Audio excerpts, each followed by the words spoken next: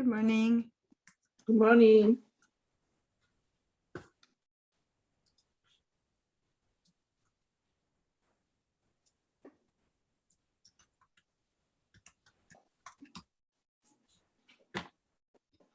Hi there. Hi, Liz. Hi, my son. Hello. And Thomas. Good morning.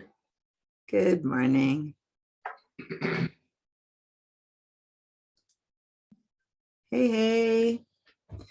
Good morning. Good morning. Come on in.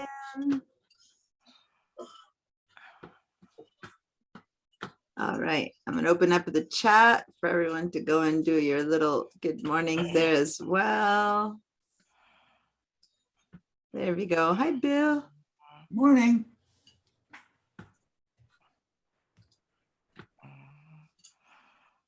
All right. So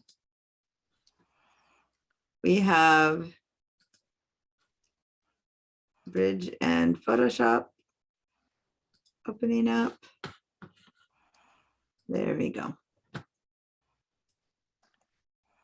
I was like, GM, what does that mean? Oh, good morning from Mary. I'm like, GM. All right. Hey, everyone. I have two pieces of news for you, and remind me to repeat it again later when people who are not here right now need to hear it too. Well, in particular, okay, hold on, a couple people coming in right now.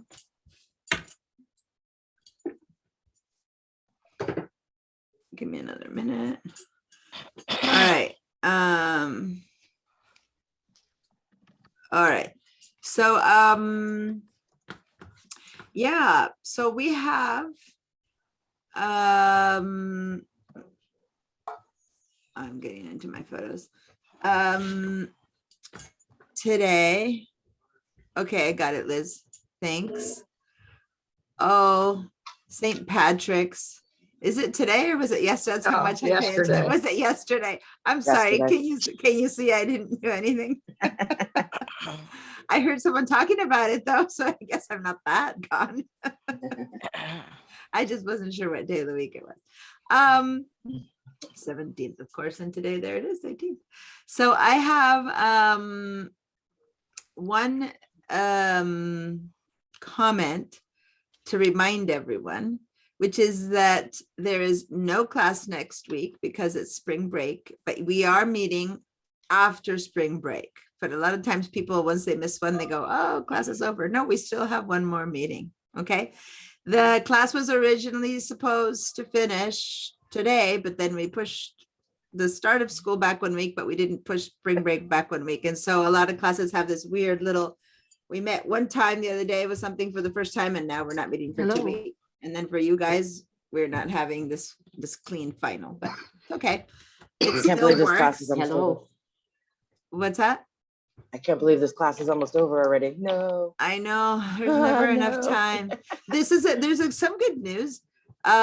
Is that in the summer, usually they only scheduled me for one Photoshop, but this time they scheduled me for a Photoshop each term, summer 1 and summer 2. And the summer courses are only 6 weeks, so it's intense. So it's basically, if you take the 2 summer courses, that's like intense Photoshop for the summer, and you'll get like high in the level of you'll really work all your skills in the sense that it'll be like,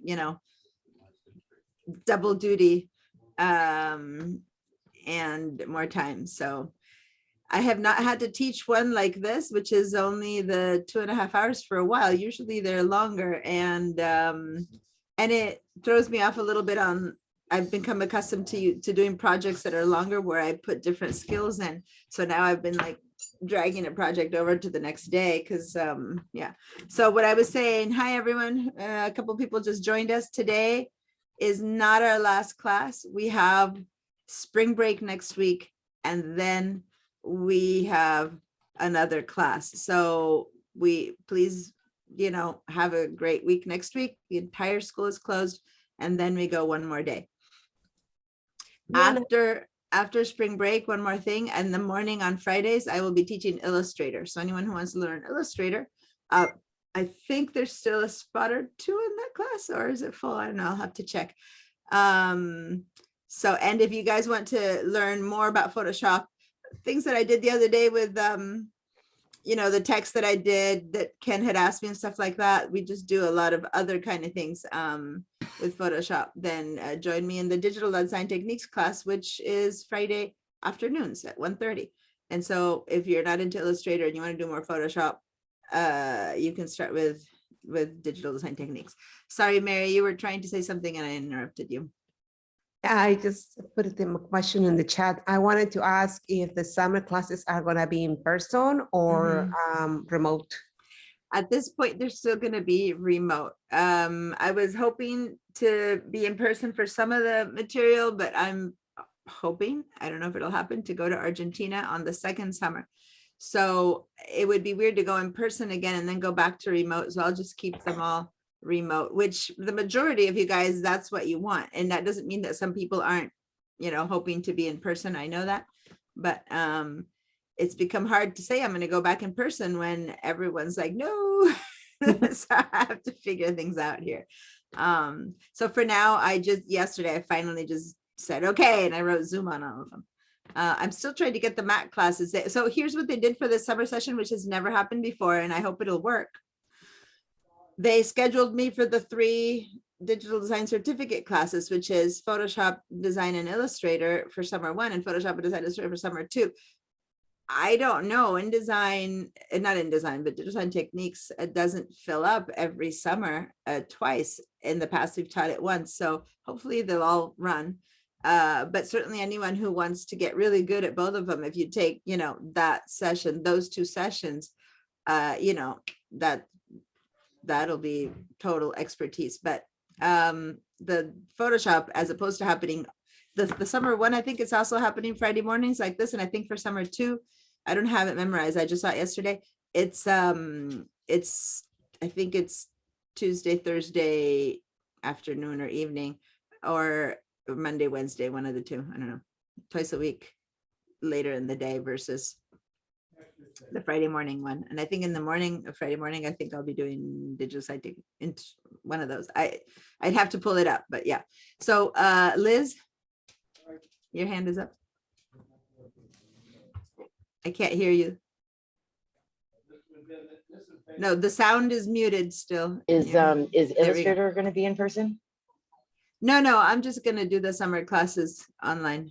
Not to summer. The Illustrator on my schedule still says it's going to be in person for I think in May or something.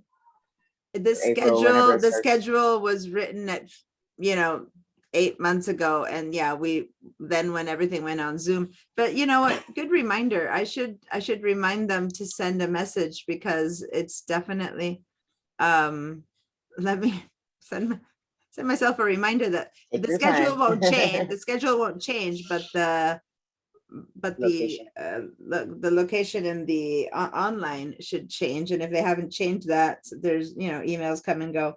So I'm just going to write myself a thing that says Illustrator in person to send myself a message about that, to remind them about that. So yeah, technically that's. And I have what it one more has to question be. when you're ready. Yes, what's the other question? So for the summer classes, especially if they're a couple days a week, if we're working a lot and have to miss some classes, will that offend you if we can just get to the classes that we can make? No, I'm not sure I can no, commit to everything all summer, no, but I don't want to be disrespectful. As but I would always, love but to first take of all, classes then. I'm never offended. That's never the issue. But the question is more, if you can sign in and out, Right. then it helps, because I can give you full attendance, because I know you'll watch Right. the recording. But if you can't, there's always the possibility of missing some classes, because, you know, sickness things happen. So yeah, no, and I won't be offended. I would hope, since things are online and we're still recording them, that you could catch up, so Yeah. that then you're not. when I move forward. In fact, right For now sure. I'm teaching in-person credit classes, and I am missing the recordings because students are like, oh, what did, I didn't know you covered this. I'm like, yeah, well, you can't watch the recording anymore. So in the past, what happened when you miss a class? You just missed a class. And Right. now I'm so accustomed to saying, oh, we'll go back and review.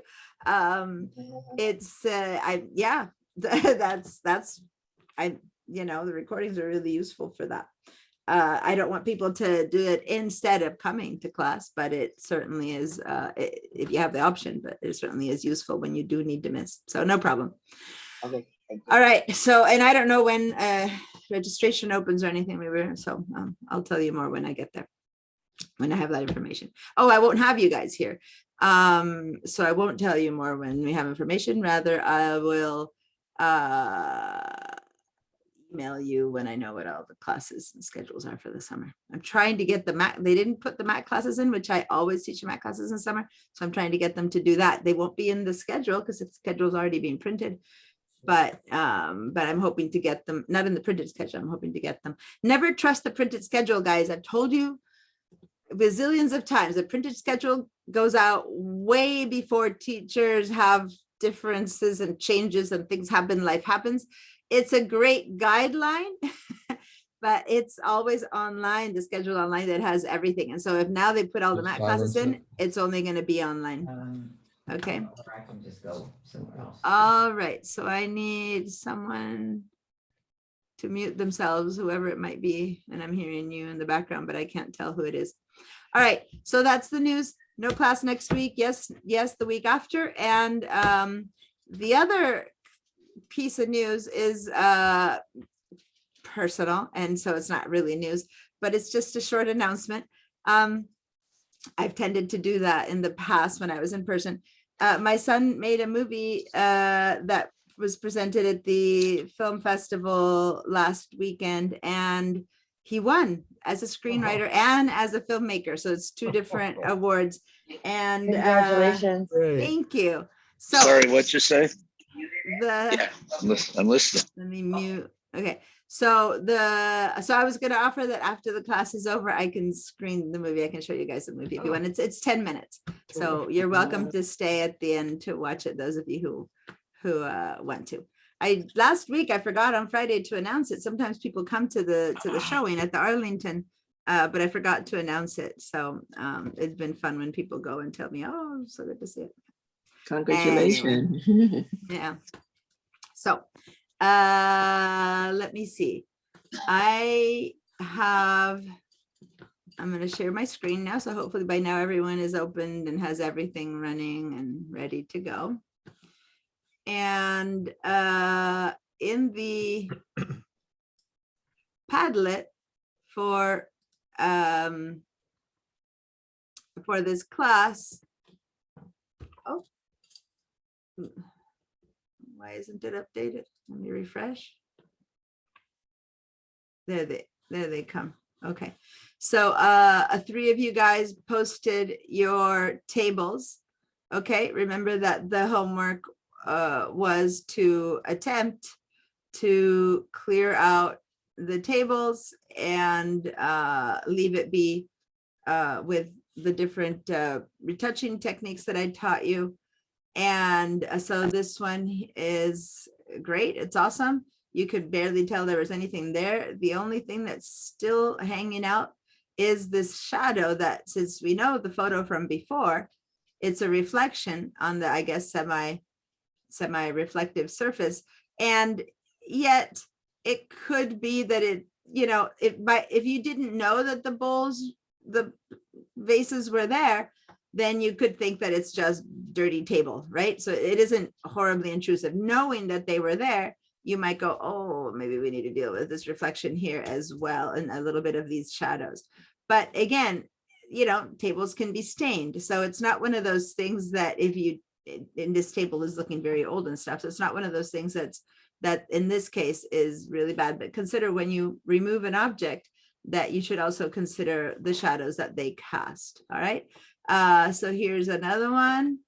And oh, cool. So this is well, for better or for worse, this one's good. You still left the stuff in there, I just wanted to say that this represents, though, one of the problems with glass, leaving glass that has a blue background, because now it just looks like a blue grass, except for a little bits of it have gone. And so you still see some watermelon through, but then you see some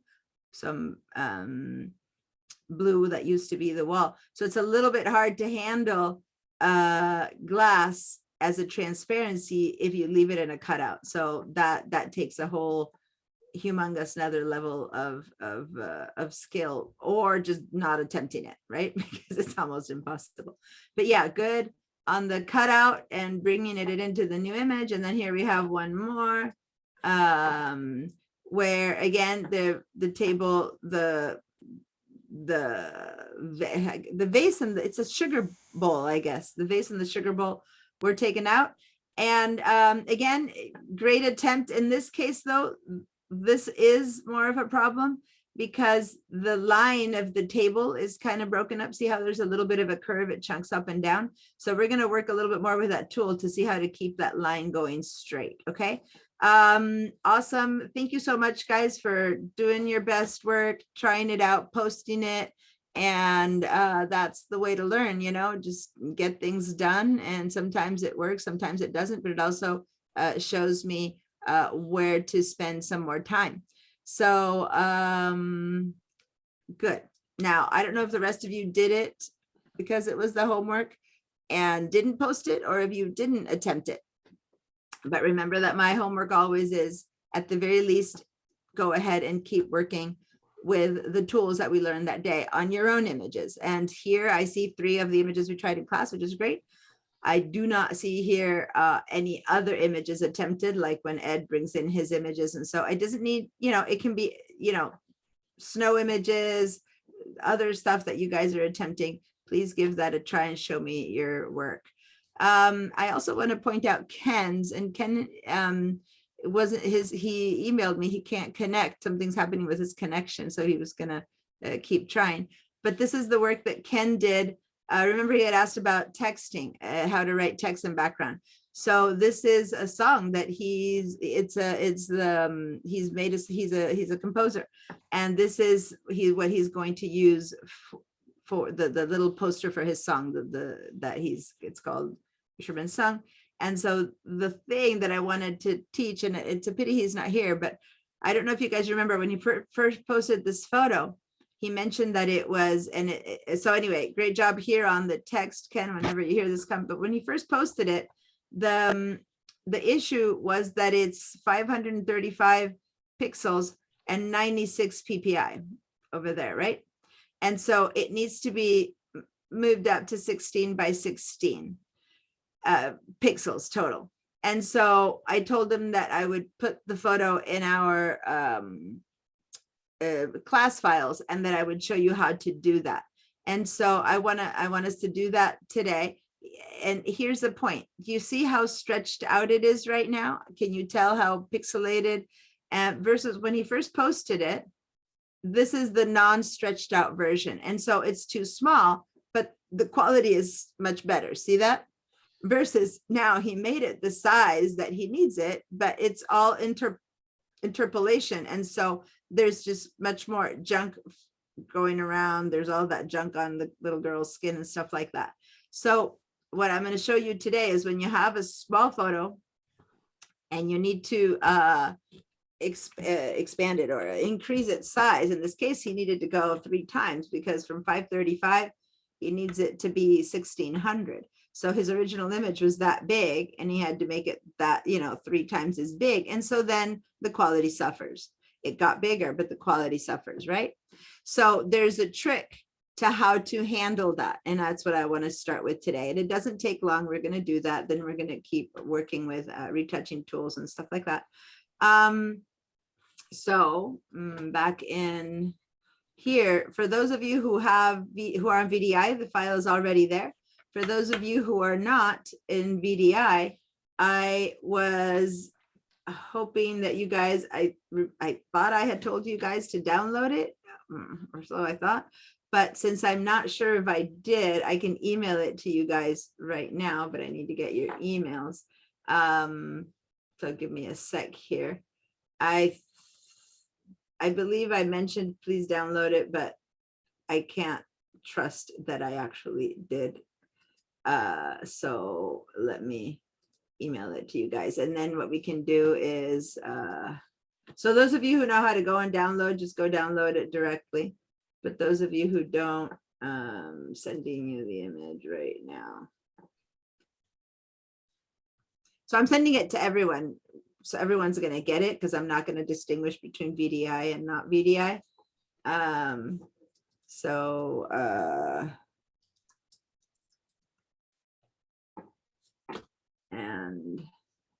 so here it is.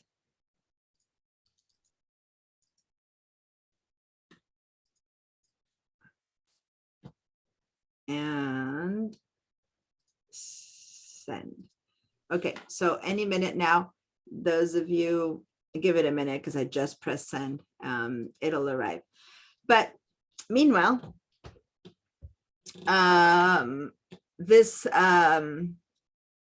image that we are going to work with, if you look here at the metadata, okay, so we're going to spend a little bit of time on metadata. It says up here at the top, let me put the little pointer onto my mouse so it's easier to see. All right, here we go. I need to get rid of this when I do that. There we go.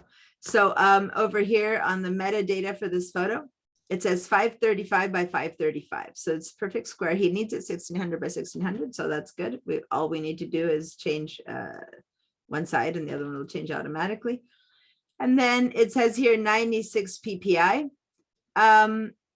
His instructions, or when he first said it, it needs to be 1600 with a minimum 72 PPI.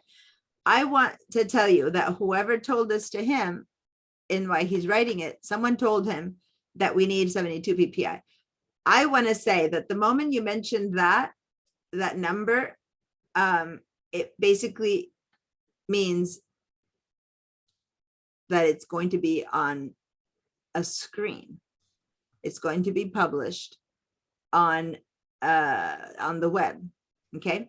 Because it has no meaning to be 72 PPI, 1 PPI, 500 PPI. It means nothing when the request is how many pixels you need, which is what it's saying here, 535 by 16 by 16, 535 by 535, or it needs to go to 16 by 16 from 96 to 72.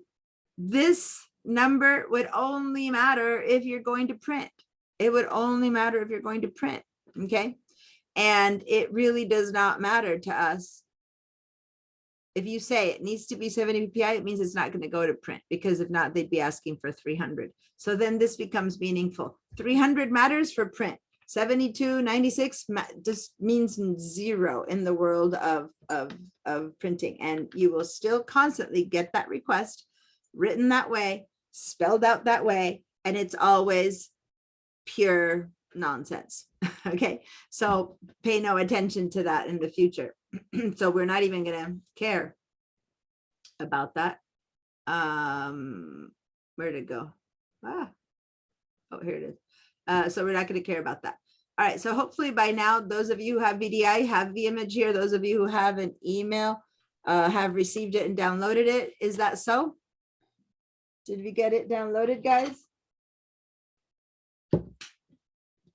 No answers here. Did it not arrive? Okay, Liz, you're on VDI, so you have it. Give me a yes if you have the image now. Yes. Yes. Okay. Some people are busily getting it. Okay, I'm getting some thumbs up and some yeses.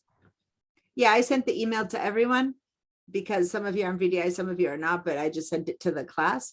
But if you're on VDI, you don't need to do anything with it. Ignore it. If you're on VDI, just ignore the email. If you are at home I mean with your own software, then go ahead and download it. And now we're going to go find it from your downloads. Okay. Now we do need to access it through Bridge. Okay, so Bill, you didn't get it? Yeah, I finally, the you download did. came in so very slow. Okay, got it. So, all right, so here's the deal. Right now in our bridge, all of you are pointing towards the class files. So if you're on VDI, you're fine, there it is. But if you're on VDI, you're gonna have to go find it in your downloads folders. So what you need to do, your non-VDI people, is go up here where it has the whole path of where you are. Most of you left your files in your downloads folder originally. So you should see down here the folder downloads or something like that. Otherwise, go back to this PC or my PC or whatever it says on the Mac, because the wording's a bit different.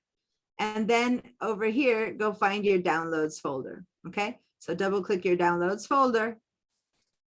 And over here, you should see with the G, because it's grandpa is the name of the file, you should see the file there waiting for you in your downloads folder from your email. So Barbara, you're saying no?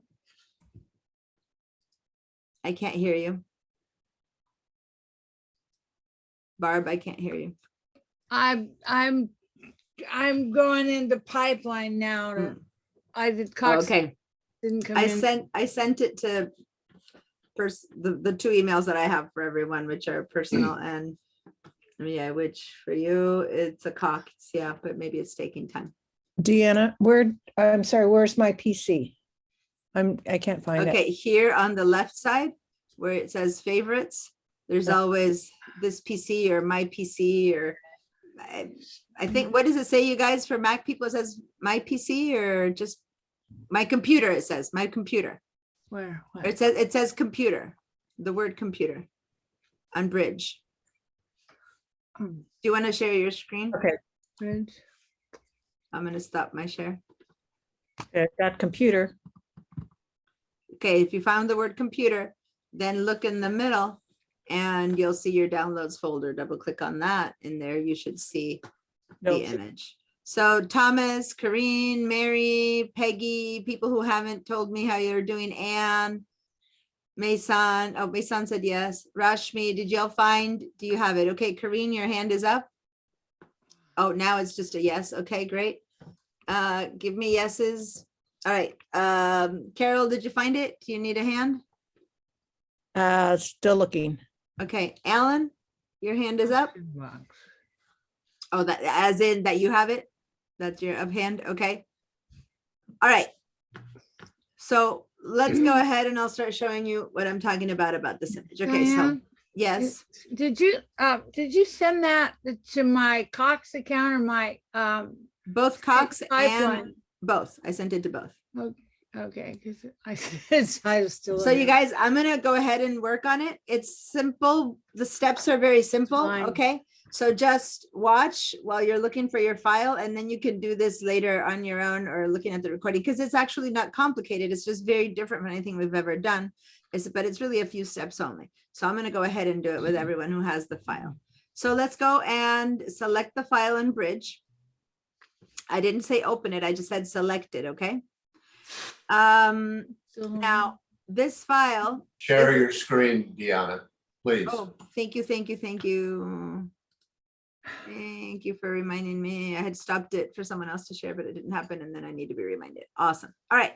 So here we are. Here's the image.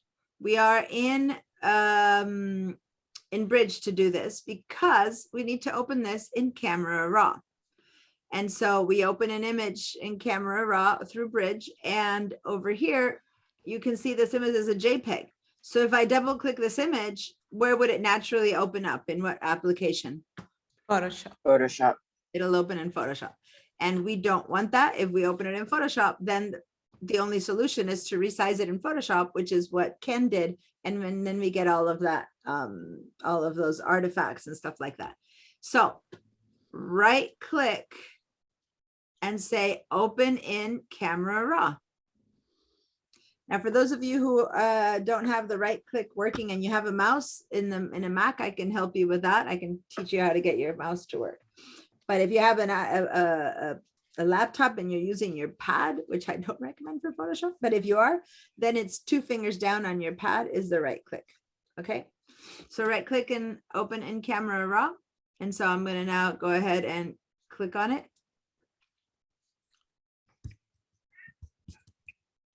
And there it is. Camera Raw has opened up. Okay, does everyone have, No, did this happen yet? Nope. Dee and I still don't have it. Okay, so it's sent and let me see, Carol, I mean, you're in the roster, right? I'm in the roster. I got it and I downloaded it. Oh, but you don't have the, okay, let me stop my share. Share your screen for a minute so I can help you find it. I had stopped my share before, but Okay, so it's, you click the green button for share screen and then you choose desktop. And then at the bottom right of that window, you hit the share again, which is a blue button with white letters. It's a small one this time. Cool. All right. So go So I'm in ahead Bridge. and let's go to Bridge. All right. So Bridge. here on the left side, go and click on the word computer. Okay, Macintosh hard drive, double click. Oh, because you can actually go to, instead of computer, go to Carol Sauceda. That's quicker. So on the left, yeah, there you go. And now down there you have the downloads image Thank right you. there next to Jack's. There you go, double click downloads. And then over here, go to, you have numbers first. So scroll past the numbers to the letters, and then you'll have on the G, oh, A, B, C, D, E, F, G, you know, you're fine, you're still F, Why? G, H, I, so you passed it. Okay. So go a little bit slower, because F, I don't see it. Oh, it's after the F, I, G, so you need to go past the I's. A, B, C, D, E, F, G, H, I. We'll do a search. Okay. Sort by file name, or go to sort by, go up in the far, up there where it says sort by file name. Can you see? Move your mouse to the right. Move your mouse to the blank columns and then go by date created, because it just arrived. Yeah. And then now scroll all the way to the top, because that's, yeah, There it there it is. is. Okay. Thank you. Okay, now don't double click it. Say cancel to that, whatever you're at. Say cancel to that. Okay. Yeah, so now you clicked it, and so go back to Bridge and close this, because we're not opening it in Photoshop. So close this. Oh, it says thumbnail. Why is it called thumbnail grandpa? The image I sent you is called grandpa, right? Somehow you got, well, let's see, it's the same size, so it's weird, but something added that name to you. All right, so right click on your image. Did anyone else's name get changed? Need to see what your Oh, there it name is. also Yes, mine got Grandpa Nancy changed. for me. open in camera. So where do you guys get your, okay, so I'm going to stop your share. What do you guys use for email that your file name got changed? I sent you the one called grandpa. I got the one that said grandpa, but when I tried to save it on my computer, it automatically took that name out. And Are you on That's it. are you on a PC or on a Mac? yeah, I'm a PC. I have never seen a name change like that. I don't know. Weird. Okay, since you all have the file now, you do all have the file now, right? I have the file, Yes. but I don't know how to get it. Okay, it's in my file explorer, but I don't know where to open it from Okay, there. so go to Bridge. Go to Bridge. Okay. On this left side here of your, and let me put my mouse again. So now I'm showing you on mine. On the left side over here, go Mhm. to the your name. Like it'll say Karine Anderson or something like that. Do you see that? No, I see this PC libraries. Okay, go to this PC then. If you have go to this Okay. PC. Okay, I'm there. All right, and now find the folder that says downloads.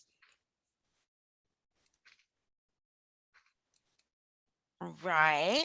Double click Okay. on that, double click on your Mhm. downloads.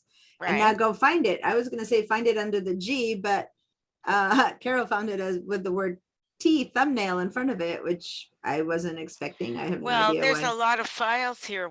How do I? Okay, so for those of you who have a lot of files in your downloads, guess what you need to do? Oh, I found You it. need to take my Mac classes. I Even if you're found not- it. Now, okay, I found it. Now what do I do? Okay, so now you right click on it Mm-hmm. and open in Camera Raw. Opening camera. So this is how we open a JPEG. Great.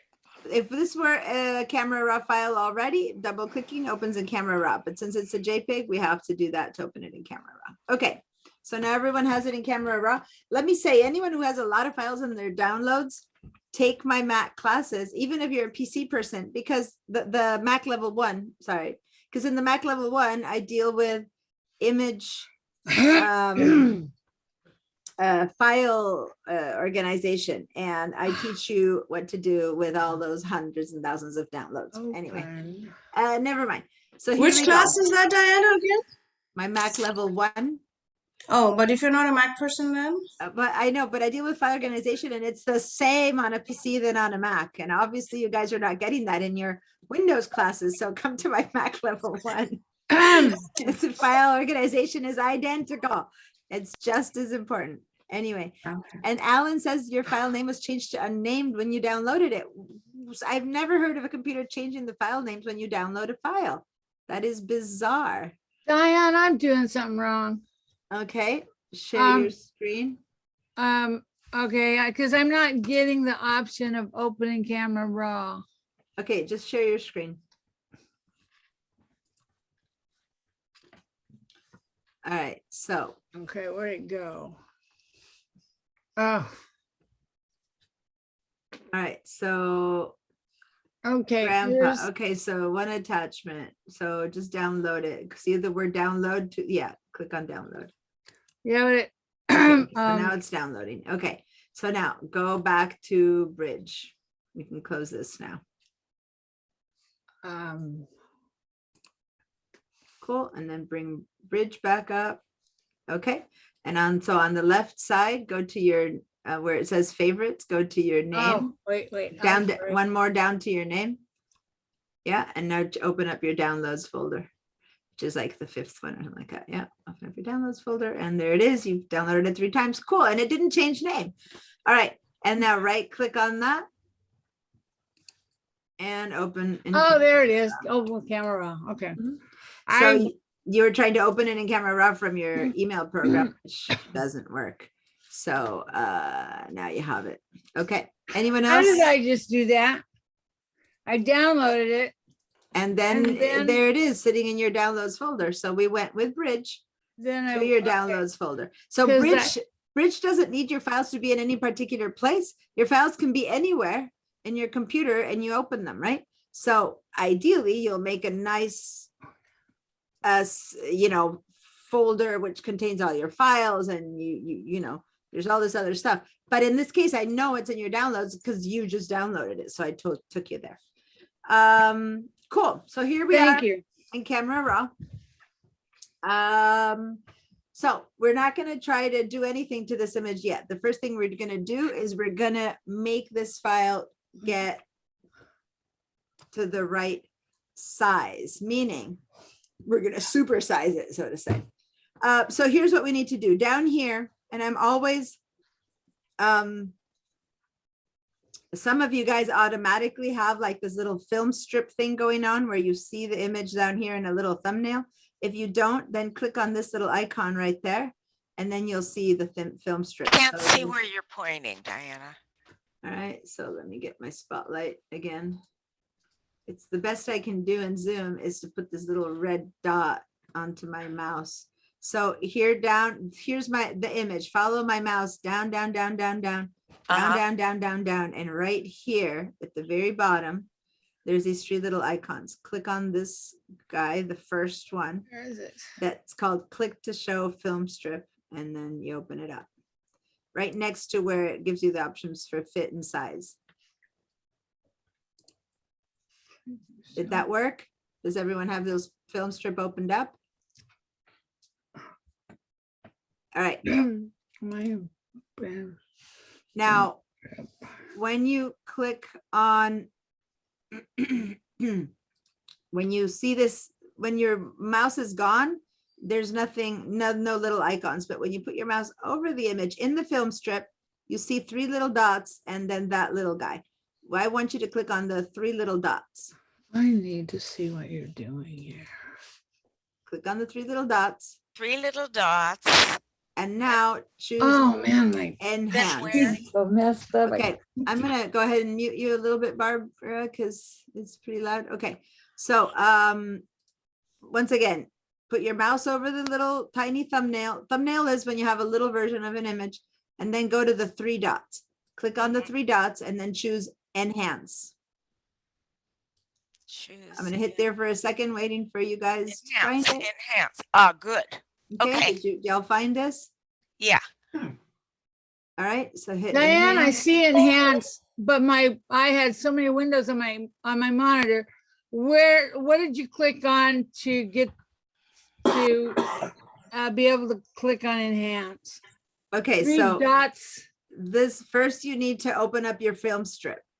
And so you Okay. first need to click on this button that I'm showing you Okay. right here, way at the bottom. Click on that, and then you see your film strip. Thank Once you you. have your film strip, that's where the 3 little dots are. Click on the 3 dots. And now we find enhance. Diana, I don't see those 3 dots in my. You have to hover over them. Without hovering, it doesn't work. When you're just watching it, you put your mouse over it. Well, no, I don't see the dots. I only see 100% and a drop down arrow and nothing else. No other icons. You don't have any icons here. No. You don't see And the that's film the strip. same on CS5 also. There's nothing there. How else do you open the film strip? Huh? There's a shortcut for this. It's the / on the computer under the question mark. Click on the / and that it opens it up. On and off, on and off. Is that working now? That must be her. The question mark and / key on your keyboard. Click on it and it opens up your film strip. Click on it and it closes your film strip. On and off. No, it doesn't for us. For me, at least, it doesn't. What version? Who else has the older version? I don't have an older version. I have a subscription that is pretty new. Because this Okay. only exists as of 2 Yeah. versions ago. I think it only exists in the Camera Raw of 2 years up to now. So Well, if you have, I got mine in February, so it's pretty recent. well, then I don't know why it's missing. So just watch this, because if you can't open the film strip, this can only be done from the film strip. So sorry, I don't know what to say. All right, so it's after this is it. This is all you need. This is really quick. So once you hit the enhance, you get this message, okay? And so enhance, okay, is automatically what you should see is that super resolution is clicked. It should be. And if it's not, please click on super resolution. Okay. Now, one thing that's important is that this is called machine learning. I call it artificial intelligence, which is artificial intelligence. Adobe calls it machine learning, which is the computer is going to analyze and give you. It's going to improve the quality, and it's going to make it double the size. Okay, so the result though is now going to be a DNG image, which is a raw image. So what used to be a JPEG turned into a raw file, or at least into a DNG image. Does that make sense? Which is a raw file. So we go over here and we click on the word enhance. And boom. I'm gonna mute the other noises. So now watch between this one, the original one, right? This is what it looked like. And the second one is the new one. Pretty good, right? Almost the same. In fact, a little bit enhanced. And how can you tell which one is the old one and which one is the new one? The first one here, if you go down to the bottom, it tells it that this is the one that's 535 by 535. if I click on the second one, it's now 1070 by 1070. It's doubled in size. And the quality is almost a little tiny bit better. In fact, it's a bit sharper. How do you see those numbers when you're Okay, touching so- the thumbnail? Okay, so when I click on this first one, down here, follow my mouse, down here, I am reading. And some of you said that you can't see the bottom of my screen once. So if you, I can't. okay, yeah. so then go and look down here in the middle and you'll see it says Adobe RGB 1998 8-bit 535 0.3 And that megabytes. is- I don't see that. Yours doesn't have that info. You don't see it on mine, but do you see it on yours? For some reason, you guys keep telling me that you don't see the bottom of my share. I don't know what to do about that, but look at your screen. And Yeah. always in RAW, the bottommost thing that exists is a little white line. It's right in the middle, under a little row of stars. There's a little row of stars in a trash can. And then right under that, there's going to be an Adobe RGB 1998 8-bit 533. It's just a whole little string of letters. You don't see that? No, I've got fit 100% under Yeah, that. under that. There, okay, there is nothing I can do under. Oh, wait, I see some stars in a trash can now. Okay, so right under the stars of the trash can, what do you read? Oh, there, yeah, I see it. I got Okay. it. And that Okay. says 533 somewhere in the middle of it. Now, when you click on the second thumbnail, that Okay. one instead of 533 says 1070 by 1070. Let me Okay. see that one. So we have doubled the size. It's the exact same spot, but we're still not at 1600, right? Mhm. So that's one super size. Liz, you have your hand raised before I continue? Yeah, I'm getting an error that says I don't have it's like a permissions error. Is that just a Chromebook thing? Oh, I think don't that's- think that's so. be- I mean, Camera Raw should be working, but if it is a permissions error, then maybe it's a Chromebook thing. That's weird. No, it's the same thing. I'm on BDI. I think it's because we're all trying to edit the same file. Oh, you're right. The VDI people, we're all working on the same one. Thank you. So since you all got it in your email, no, but you, okay, so then to just watch this and then after, Okay. because this is simple, as you see, it's a matter of pressing some stuff. So Mhm. that's all this is. It's not like, there's no technique to this. It's just knowing what to press. So when we're done with this, you guys can do it and put and save, save it into your own My Drive and do it. For now, just watch, which is basically I'm at 1070 by 1070. He needed it to be 1600. So I'm going to supersize again this bigger one now. Show us what you're doing. Where's your spotlight? Right here on the film strip. You see it Okay, on the film yeah. strip? Okay. So now I'm going to go to the second one, which is the bigger one. Click again on the three little dots and again do enhance. Mhm. Huh. It's I already didn't like fully enhanced. I think I'm Yeah. wondering, what's up? I don't think you can do that. Yes, you can, but I Okay. guess that I have done this 3 and 4 times, but that's interesting. I think since this is such bad quality, the machine learning is telling you you're not going to get it any better than that. That's interesting. This is the first time I reached a limit.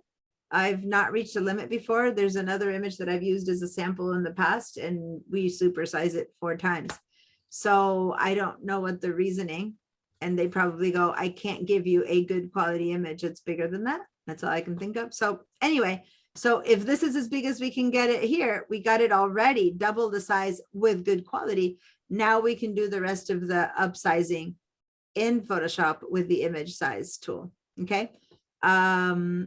But to do that, we need to open it in Photoshop.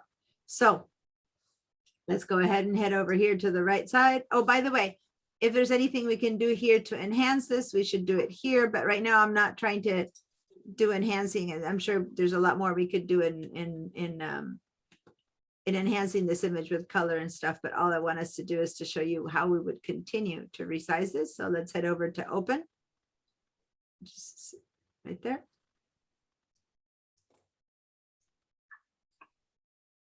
And it'll open in Photoshop.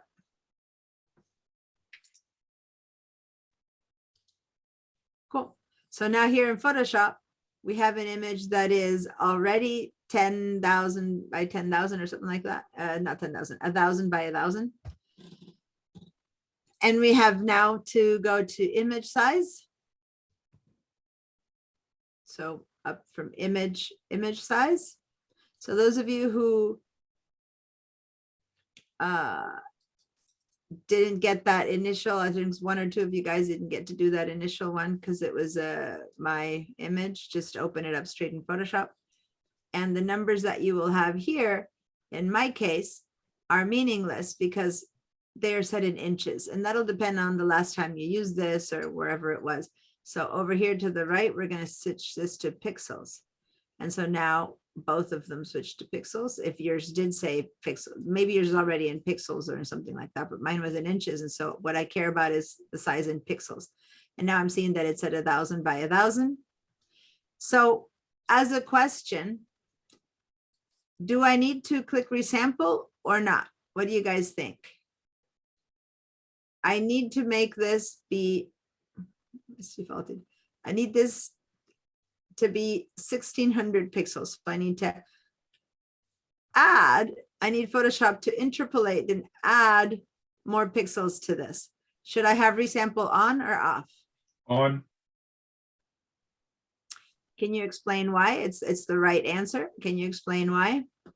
Because you want to use the algorithms that Photoshop has to look at the image and then fill in spots. Because if you've got 10 pixels per inch and now you want 20 pixels per inch, you need to have some way to figure that out. Otherwise, all you do is get pixelization. Mm-hmm.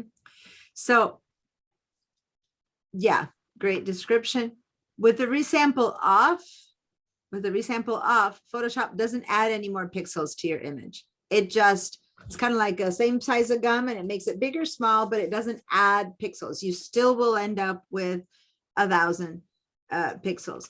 With resample on, and this keeps defaulting every time I turn it off to inches, with resample on clicked, then I can now add pixels to my image. Notice that this says resolution 317. It matters nothing. It really doesn't matter what resolution is right now.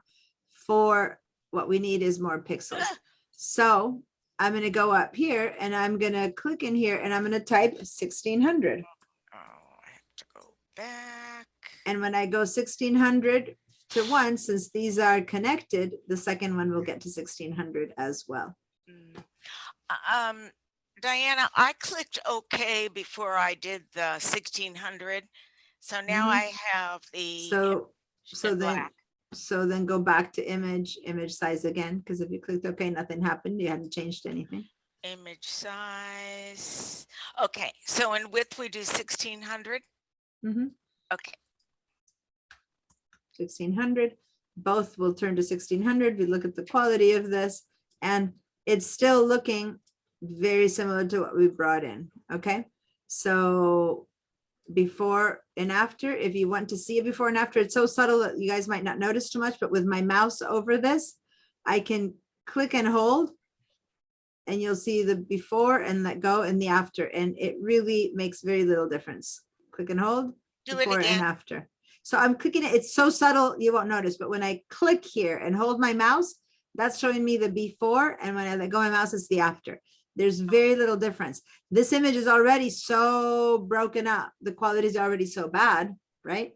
That you don't see much difference. It just gets a little bit worse. But that said, her face and this gentle parts of this are still much better than, and let me remind you, the one that that Ken submitted, where all he did was image size. See, look at how much worse her face is, and how, look at his nostrils. And then let's go over here into VM view and see how much less junk there is on her face. There is some, but it's much less. Does that make sense? I don't know if you guys can tell with zoom and all the different qualities, but if you see the Padlet version that that he posted, this is much more broken up. Diana? Yes. because I could not do what you were doing, I tried my own manual adjustments, enhancements, and it did enhance. It cleared out the image quite a bit. And when I input it back in Photoshop, the resolution was half the size of what you began with. I Yeah. think yours was around 1,000, mine was around 500 something. That's not resolution, that's I pixels. mean, the pixels, sorry, I meant to say. Mhm. So I tried to do it at 1600. It kind of distorted the image because it's going from 500 to 1600. Yeah. Mhm. So it added way too many pixels. So do I Mhm. do, if I do just 1,000 or less, would that be It- okay? yeah, the less you have to make the file expand, of course, the lesser breaking up of the quality. When you go from 500 to 1600, you're asking it to triple in size or whatever the portion is to go up and up again, then it's much more broken up. So here we saved ourselves from one of those changes. So now let's go down here and say okay to that. And so that's the final image size that we're going to be working with. And then you can do all of the retouching and background and all stuff like that, which Ken didn't do, but we could truly work quite a bit more on this. On his final one, he chose to leave all that. Maybe that's his point. Maybe that's what he wants to do. But otherwise you could start doing a lot more retouching on his face, definitely on all these dots, these lines. And you could try to eliminate some of that stuff that's on her face. I'm not going to continue working on it too much. My goal of this image was to work with, to show you the super resolution. Okay. Ed has a question. Yeah, your hand is Alan. up. No, Ed has his hand up, sorry, but Alan, let me have Ed ask his question first because he had his hand up and then you can be next. Yes, Ed. So all of the resizing that's happening here is proportional. So the ratio remains the same, but Yes. you know, as you know, when we're looking, you know, when I'm shooting with my camera that has a, you know, aspect ratio of 2 to 3, Yeah. and then I want it to be something that isn't a multiplication, you know, direct whole multiplication of 2 by 3, I end up having to crop. And since a lot of times I've actually framed the picture in camera the way that I want it to be, is there any tools out there that allow you to do non-proportional resizing? On1 Resize, Fractal Resize did it years ago, and then they stopped doing it. They took it out, and I haven't found anything. But if you do non-proportional resizing, you distort the image. Is that what you mean? Well, that's it. With the machine learning, by the way, it's not AI. You and I need to have a discussion about that. Okay, all right, got it. But the machine learning can interpolate information inside and end up with a good picture. But And at then this give point, you a, yeah, Gigapixel doesn't do it. Topaz, yeah. Photoshop doesn't do it. I have not heard of one that does. So basically what he's asking for, say that this image has to end up in a different proportion. This one is a square image and it ended up a square image.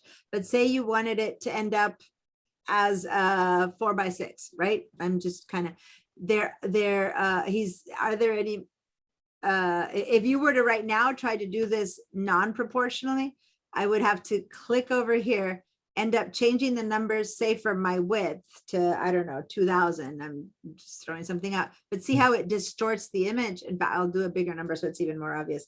Say I go 2500 or whatever. See how this image ended up with, and I said okay to it. See how it forced it into the size I wanted, but it's deforming, right? I'm going to undo that. So his question was whether there's any app with machine learning that would provide that extra space. And right now, all we have is something like Content Aware to first create that extra space, and then you can resize it. But no, you wouldn't be able, Photoshop at least doesn't do it. None of the apps that I know, Topaz, all those don't do it like you mentioned.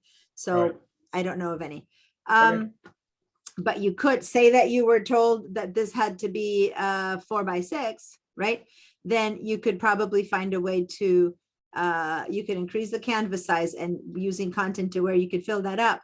And then you could probably copy more of this here and create some kind of a fake little elbow and copy this shoulder and create a final end to this shoulder and end up having, you know, a I 4x6. hadn't thought about that. That's probably a good idea. Thank you. Yeah, you're welcome. So when you have landscapes like yours, you know, I know you do, you could probably find the kind of image that's possible to extend a little bit the background and stuff like that on the sides. So Alan, I know that Anne, you raised your hand, but Alan was trying to find his hand and he had asked me first. So let's go with Alan's question first. And yeah, Alan. Okay, thank you. I have a properties panel on the right as you're showing it right now, but I don't know how you got the properties panel to be together with the image itself rather than on the right side. You know, This properties panel here, this one. Well, the properties panel is here, but you showed it embedded in the image on the right side of the image, sort of another view of the properties panel. I think it's the same panel. When I was in Camera Raw. No, just very recently, you were not, it's not in camera, just in your recent, just a moment ago. Just you my had image yeah, size. This okay, one? now, yeah, how did you get this version from what I had? I missed how you got this version of the image with the panel shown on the right of it. Okay, so go to image and Yeah. image size. Oh, that's all? Yep, that's Oh, the one. oh, okay, thank you. You're welcome. Good question. I really always want you to ask how to see what I've done that you didn't get to see. So Anne, What did you say was the difference between resizing it in RAW as compared to Photoshop? oh, if I had not resizing, and I want to be clear because resizing and resampling are two different things. What we have done here in RAW and in Photoshop is resampling with this is we haven't resized. Resizing is a different creature. I'm suddenly, didn't we do this the second week? Didn't I do this in this class yet? The whole resize and resample conversation? No? Did I somehow? Well, you did, but I. No, but did didn't I? sink Did in, I? guess. No, I mean it. Did I? Someone who's only taken this class, who hasn't taken any before. Bill's saying, think no, so. I didn't. No, I didn't. huh? no, I just brought you here saying this, assuming it was your second time round. No, you No. did it. Okay. I don't remember, Deanna, I don't remember your going through the full explanation of Resolution sizing and conversation. resizing. Yeah, I asked you guys to watch the handout, to read the handouts. yeah, and we then read I it. didn't, and I didn't continue with the whole conversation. Okay. And the reason I'm asking this is because the fact that you're asking that could be that you just want to review, that's fine, but it triggered in me to think, well, wait, didn't I cover this yet? Right. So yeah, it's possible I didn't cover it. So what time is it? I wanted to do something else today, but that is a very important conversation. I can do a reduced version of it. And then, so let me change my plans because Mm, it's truly important to have you guys understand this conversation. So yes, Can Karina? yeah, how did you get to properties again? No, that's image size. So what I'm noticing is that if you don't know how to do this, I'm going to backtrack and I'm going to go a little bit behind and I'm going to do it with a different image, not this one. This one is such bad quality that you won't be able to tell with this image the difference between a good resize and a good resample. So let's head down to Bridge again and I'll take you through a couple of steps so that you can understand this conversation in response to Anne and to Karine and to anyone for whom this is a little bit new. So let's head back to Bridge. And I'm looking, I always put an image, here we go. Okay, so I guess that's the one I chose, or is this the one I chose? This one. Okay, so we'll do this one, which already has some stuff in it, but that's fine. So let's open this one that's called oh, so for those of you who went ahead and are now not seeing our files because you're in downloads up here because you were looking for the image, if you did what I did, which is put it in favorites, which some of you did, but I already saw some shares to do today that you didn't have it in favorites. Otherwise, you need to go find the folder with the Photoshop class files again. So for some of you, it's still in your downloads. Does everyone have the class files again? Yep. Anne, I'm gonna lower your hand only because basically I'm answering your question now. Yes. And long-term round, same with Corinne. Okay, so then resolution and smart objects. That's the one I want us to open. And it's already a PSD, so when you open it up, just double click and it'll open up in Photoshop. But before we do that, I want you to note it, or you guys can go ahead and do that. But meanwhile, watch me. This is a file that has a pretty high number of pixels. It's 5,000 pixels width, 3,400 pixels height. Okay. It has a certain file size to it. And this is increased in what it normally would be because there's layers to it. And then it's telling me here that it is 300 PPI.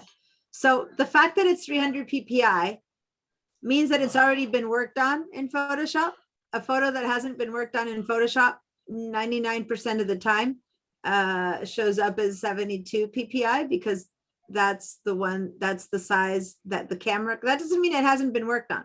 It just means that if you do not have 72, it has been worked on. That's all it means. Don't want to spend too much time explaining that. It's just that photos come out of the camera with a 72. The only time. Where's metadata? Sorry, how did you get to metadata? I'm in Bridge. So go to Bridge. Oh, okay. Okay. Go to Bridge. Yeah, and when I you got it.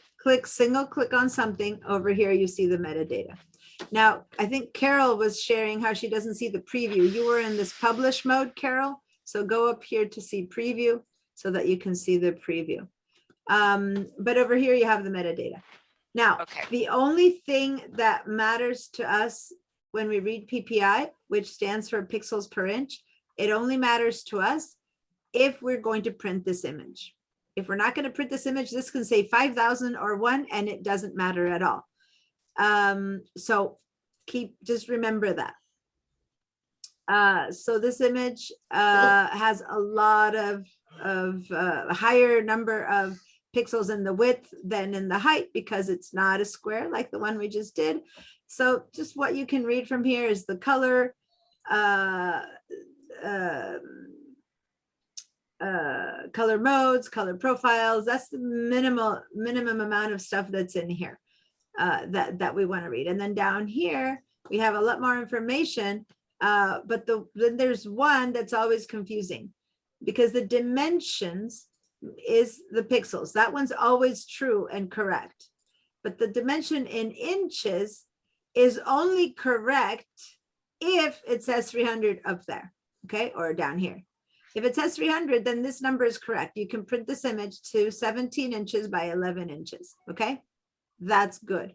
But when you have an image that does not say 72, then when you go down to the dimension in inches and this says 13 by 10, but down there it says 72, then that is untrue. You cannot print it this big because the fact that it says 72 means that this will not print well. So let me explain. When you have, so anyway, back to Photoshop now. I just wanted to show you the metadata. Let's go back to Photoshop. So this image here is has 4 layers. So if you haven't yet, then maybe you need to move this up a little bit to see all the layers. I want you to see that there's 4 layers. I want you to turn off the first few, the second, and the third one. And now to leave only this bottom one visible. This is the original image. Okay. Now, I want us to increase our magnification with the Control or Command plus bunch of times until you see the pixels. So keep going, keep going, keep going, keep going. And so I'm plus, plus, plus, plus, plus until I see my pixels. Okay. And I'm going to actually hold down the space bar and scroll down a little bit because I want to actually see some part of the body of the person that's there and some sky. And so now I'm seeing pixels. All right. And you can just do this part by watching mine, you know, but just know how to zoom in and out. Each one of these pixels has only one color. So a lot of these pixels put together, when seen from afar, give you an image with a lot of detail. So from afar is the equivalent of zooming down. Minus, minus, minus. This is what I mean from afar. But it's like, imagine if you're trying to put in a microscope onto your skin, you would see the cells. You would see them really up close. That's what a microscope does. As we move back, we just see skin, right? So that's what this is. This is a real close-up look into the pixels. And the farther we go, the better the image appears. Now, imagine, and I'm going to go somewhere around this area here. You see how this from afar, you can clearly tell that there's some curls happening here in the sky. There's some gloves holding, you know, a phone. When you approach, you can't tell anymore what it is. It's just pixels, right? Now, imagine if this image had, this is basically one curl. That's one curl, that's one curl. There's a lot of pixels that go into making these curls, right? Distinguish themselves. And as you zoom out, you see three basic kind of loops there. If this image had much fewer pixels, there would be an image where many less pixels would define this curl, right? Say this image was taken and instead of 5,000 pixels per side, it was only 1,000 pixels per side. And it was still say the same image, right? You would have a curl defined maybe only by 2 tones instead of all these tones. Or you would have, you know, you would have a thinner strip because you would be down to many less pixels to describe these things. So the more pixels you have, usually the more you can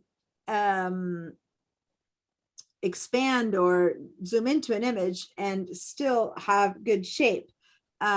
It would have taken us just a few zooms in where before we saw a very distorted kind of curl if we had many less pixels, just because there'd be less pixels defining that image. So when you have a lot of pixels and you approach, you can see much more in detail. Here you can almost see the little hairs that come off of it.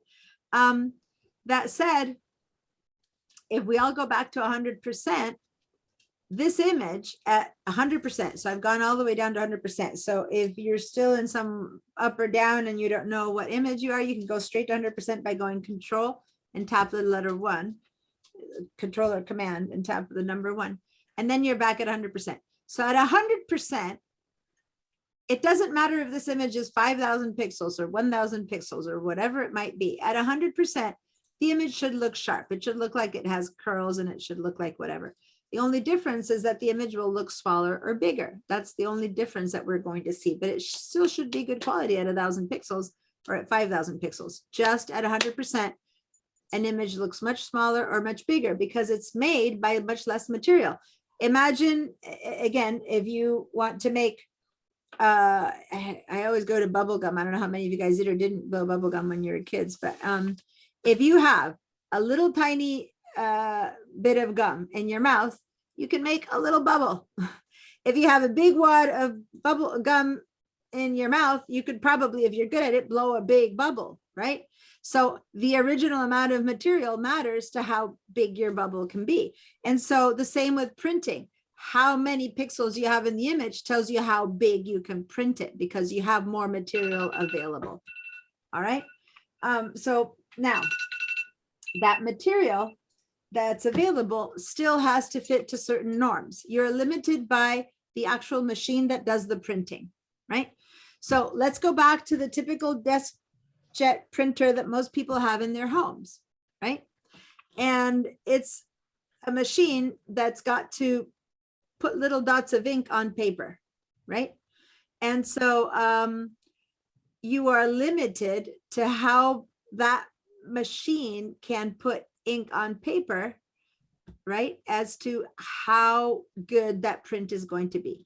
And the traditional printing that you do, if you send it to anything from, you know, Costco and CVS, I don't even know who does those printings, or if you go to a professional place like Color Services, the traditional amount of pixels that you need is going to be that 300 of those pixels need to be squished into 1 inch.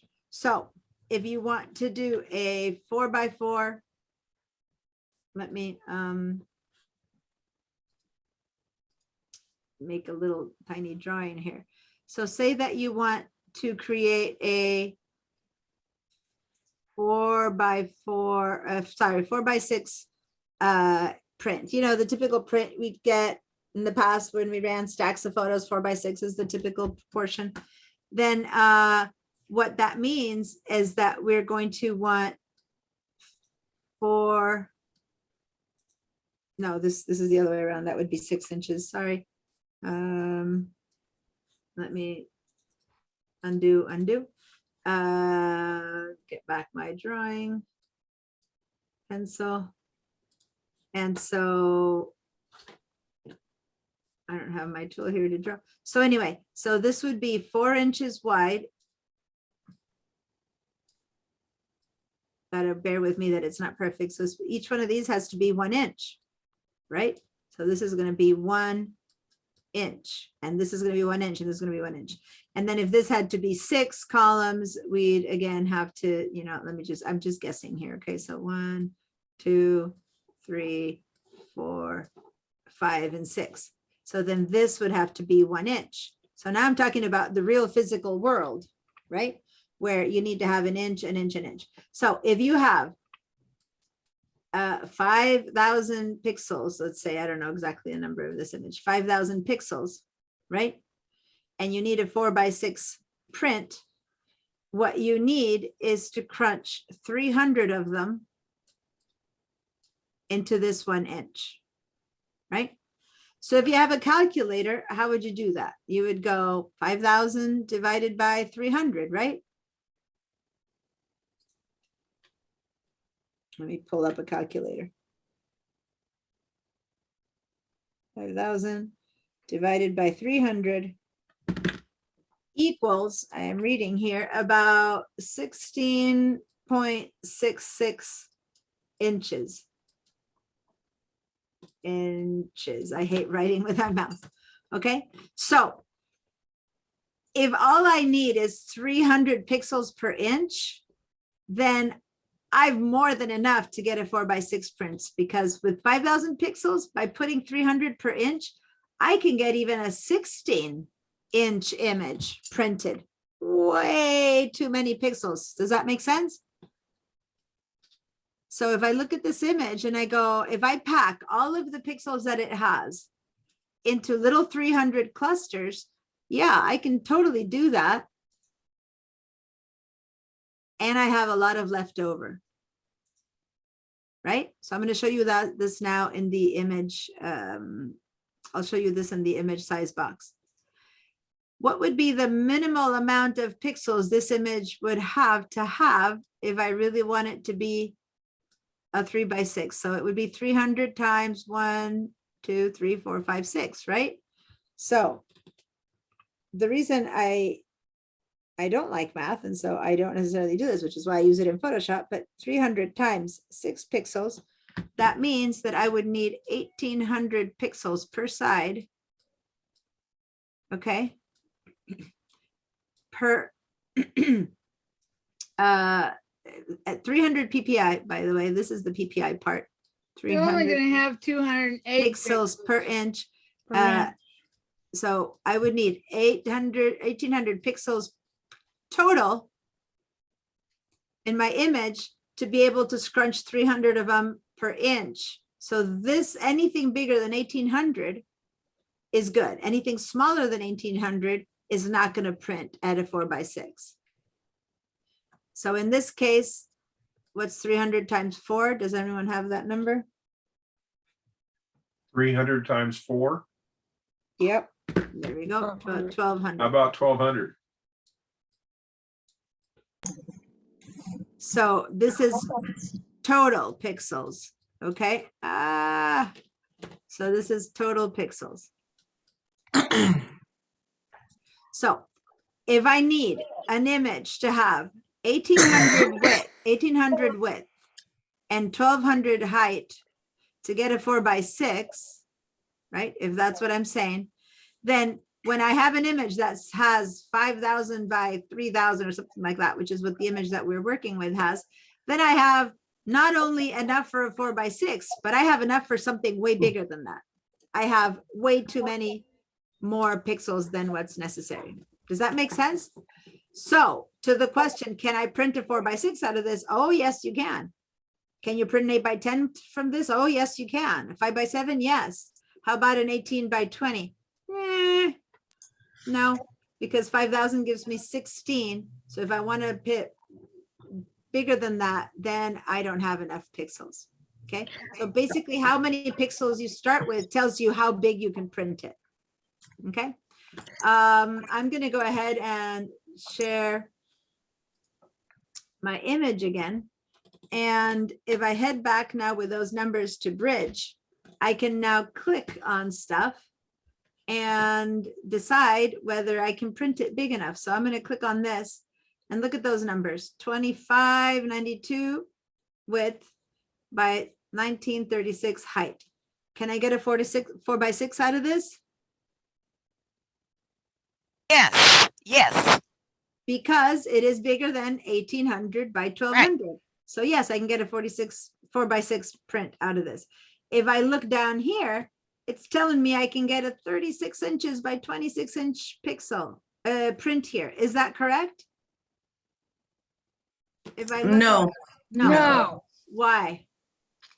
Because it's at 72. You won't have enough It's- pixels to make it 240 or 300 Yeah. per inch. Because this implies that we only pack 72 pixels per each one of those inches. Okay.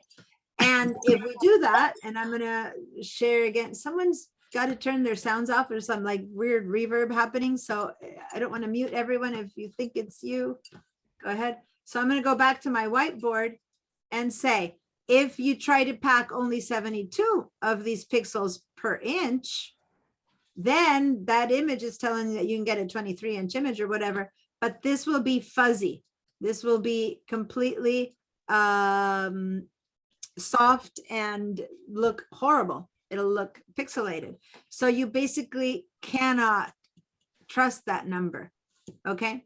So if we put all those pixels that you saw and pack them tightly, and oh, one thing I forgot to say, pixels don't have a fixed size.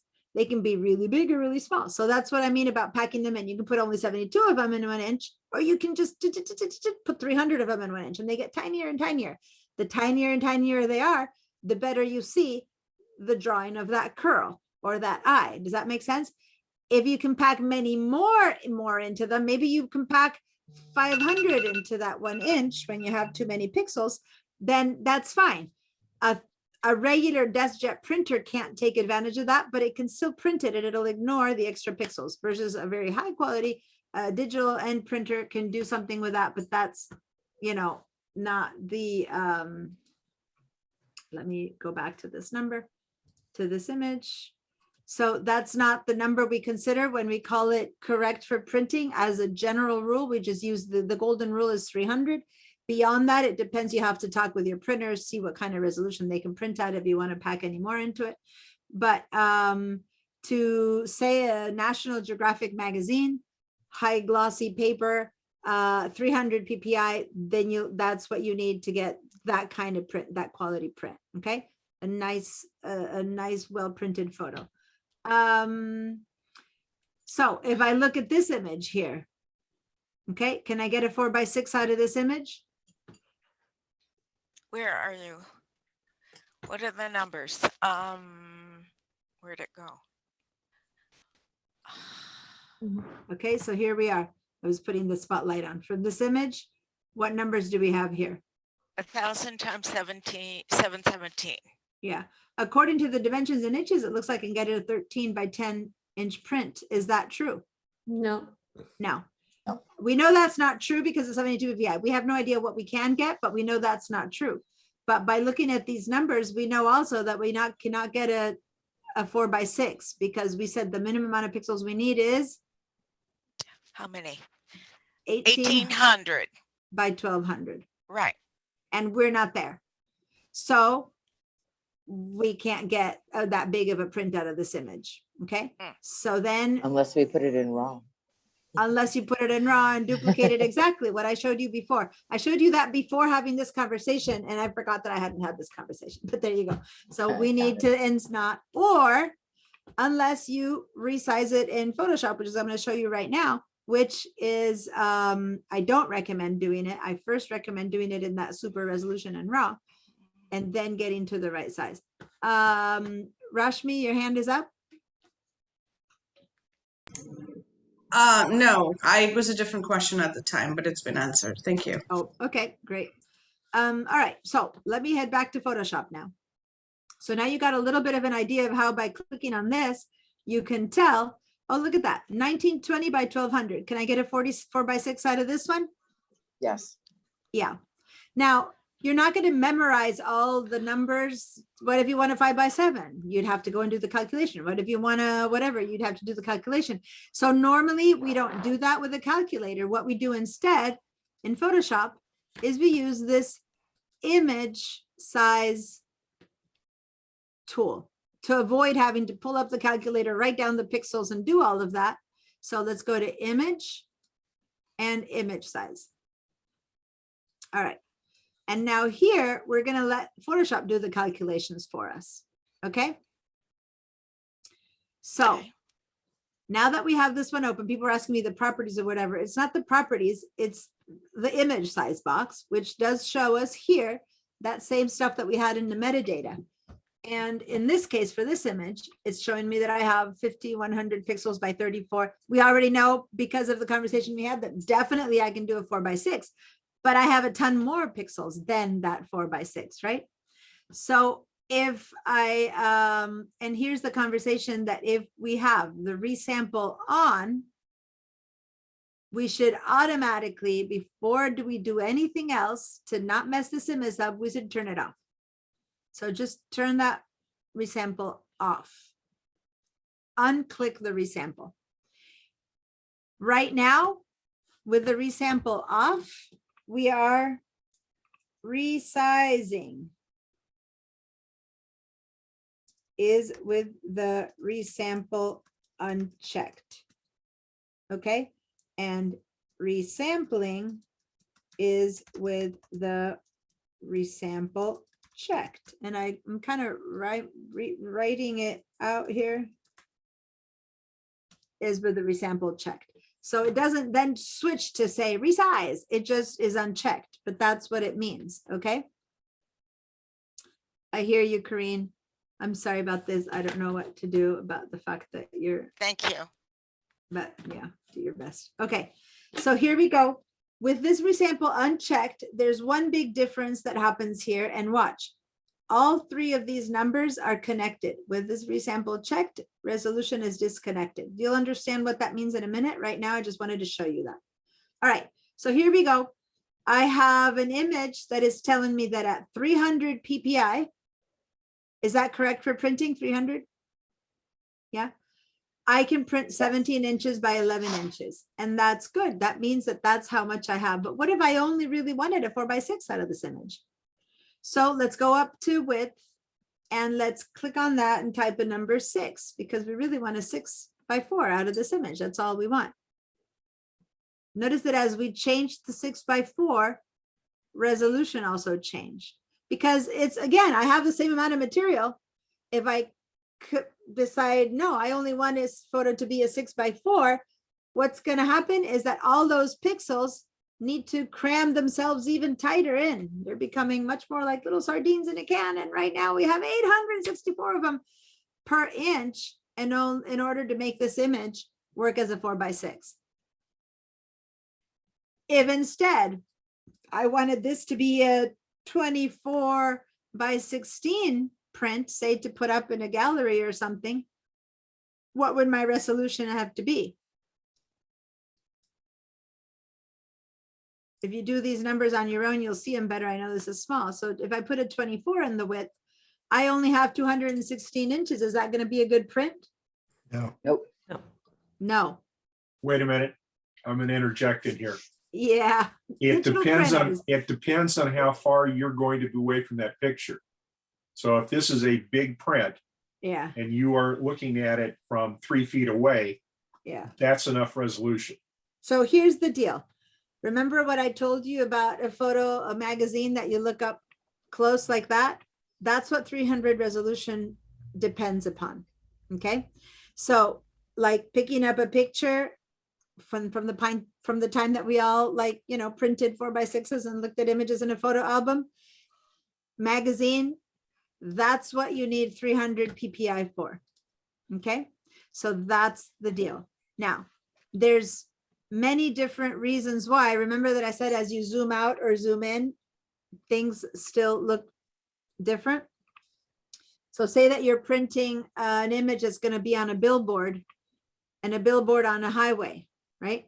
And you are driving by 60 miles, 65 miles an hour, right? So that image far, far away, many hundreds of feet far away from you, especially with you going at speed, it can be 100 resolution. When you approach it and stand in front of it, you're just going to see very jaggedy pixels. It's going to look horrible, but from afar, it'll still look great. Okay. Just, and when I'm in class, it's easy to show everyone the door is usually far away. And if I say a young, very typical adolescent with lots of zits walks in that door and you just see a kid, as they approach you, you go, whoa, that kid has a lot of pimples. Why? Because they got nearer and you see more of the details. But as they get farther, you just see the face. And when they're really far, you have no idea if it's a boy or a girl, right? So not that nearby you would anyway, but that's not the point. So Diane, you can cheat to see. You can type in the resolution 240 and then it'll give you your width and height. It'll give you the minimum for a closely looked at photograph. So to Ed's example, I always talk about how if you're going to be, I would always give the example of my sister-in-law's house. She had the stairs, right? Where there was this big well and she had a photograph on the other side of it. There's no way I can approach that photo because there's this big space. The nearest I can see that photo from was from like 6 feet away. That's it. So that photo can be printed at a lower resolution because I'll never come up next to it to inspect it, right? It's always going to have, I am limited by that. But in a gallery, I would venture to say, Ad, that many people do approach really close to look at a photo. So I'd still not venture to print that much less than 300 PPI, unless you have some kind of a, cord or band prohibiting people to approach. But anyway, what we're trying to say is distance at which you look at the image does give you a different number, which is your minimum or material. So say that you're going to print on matte paper versus glossy or on canvas, those photos that get printed on rugged canvas, or newspaper. As soon as you have a quality paper that is less than photo quality glossy paper, less pixels still work. Okay, so those are all the exceptions to the rule. The rule is based upon looking it up close with glossy photo paper.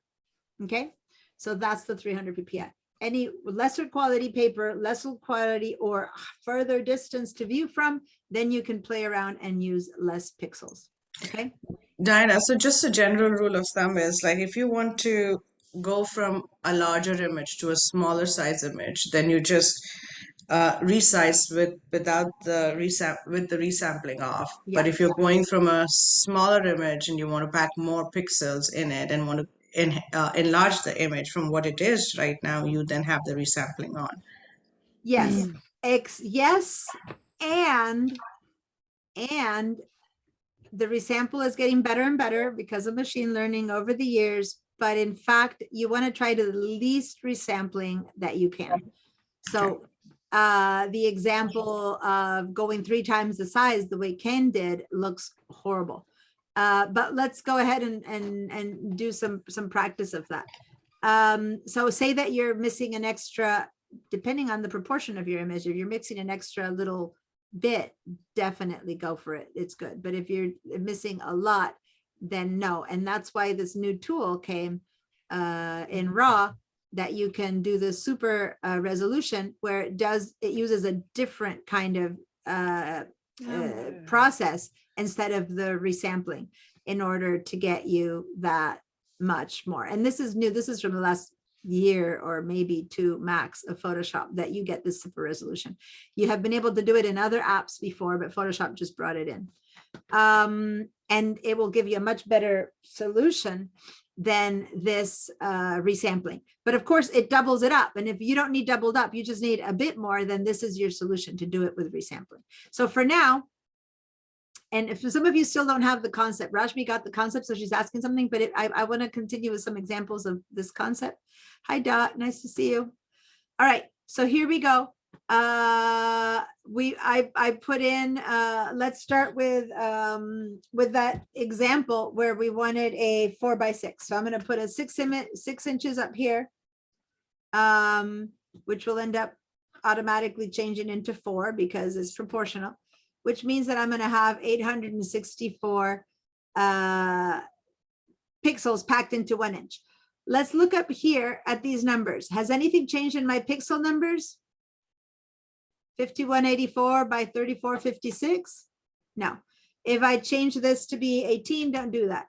Nothing changes. My image size is 51. If I change this to be 2, nothing changes. So basically, all I'm doing is resizing. Okay, so I'm going to go back to the 6 that I told you about. And yet nothing is happening to the pixel, so the quality of the image won't change. With this set, let's go ahead and set okay. Did anything happen to this image? Did you see any change? No, there is no change whatsoever. Let's go ahead and say Controller Command 0 so that we get our entire image. In the image, there is no change. I also want us to get the rulers. So do Controller Command R, or if you don't like shortcuts, go up to View and click on the word rulers so that you can turn on some rulers. So see how here on the side, I have rulers now. And this is telling me that my image now is 1, 2, 3, 4, 5, 6 inches by, and here's the 0, 1, 2, 3, 4. So it's a 6 by 4. It's gotten resized. If I were to print this right now, all right, so I'm not going to print, and it's okay if you don't have a printer. We're going to do a preview of this print. We're going to do Control or Command, and then tap the P on your keyboard. Or for those of you who don't like shortcuts, go up to Edit, Print. And here is a preview of what we're going to print on a letter-sized paper. So if this is a letter-sized paper, does this look like 4x6 to you? Does it seem proportionally correct? Letter size is 8.5 by 11, right? So yeah, this seems like a 4x6 image. This is a preview of what I just resized. Okay, let's cancel this because we're not going to print. Let's go back to image size. And now let's say that we want 300. We want an image that's 300 PPI. Cool. So when we say 300 PPI over there, it tells us that it's going to give us about 17.5 inches image by 11.5 inch image. All right, let's say okay to that. Has anything changed here? No. No. No. Nothing except for the ruler. Look at the ruler. You lost clarity. No, you haven't. It's further away, so it's harder to see those 3 curls, but you haven't lost clarity. It's just you're seeing it from further away. That example that I gave you. if once you approach this photo, you know, if it were on a wall or something, you could see the 3 little curls over there. And notice here that it says that it's now 17.5 by 11.5 in the ruler. So go to view and turn on the word ruler or control or command R. That turns on your rulers. Okay, so now let's try to preview this one. Control or command P, or for non-shortcut users, edit, print. Or file print, where is it? I never know. File print, I never do the menus. File print. All right, so here we go. If this is an 11 by 11.5 by 8.5 by 11 piece of paper, which is letter size. Is this image correct? The print preview, is it correct? Yes. No, it cropped it. No. Yeah, but okay, and let me cancel. You guys stay there on the preview. And what Oh. size did we say? If we make it be 300, what's it gonna print at? Yeah. It's Okay. gonna print at 17 By 11. by and a half. 11.5. Is that gonna fit inside of a letter size piece of paper? No. No. No. So this print preview is correct. It's only finding one chunk of it. And if I decide that I want a different chunk, I can move it around and say, well, I only want this chunk printed. I can move it around. The whole image is there. Actually, I can keep replacing it. But if all I have is an 11 by half piece of paper, that's all I'm going to get, because I resized that image to 300 PPI and I just have too many pixels. I end up getting a 17.5 inch paper, so it doesn't fit.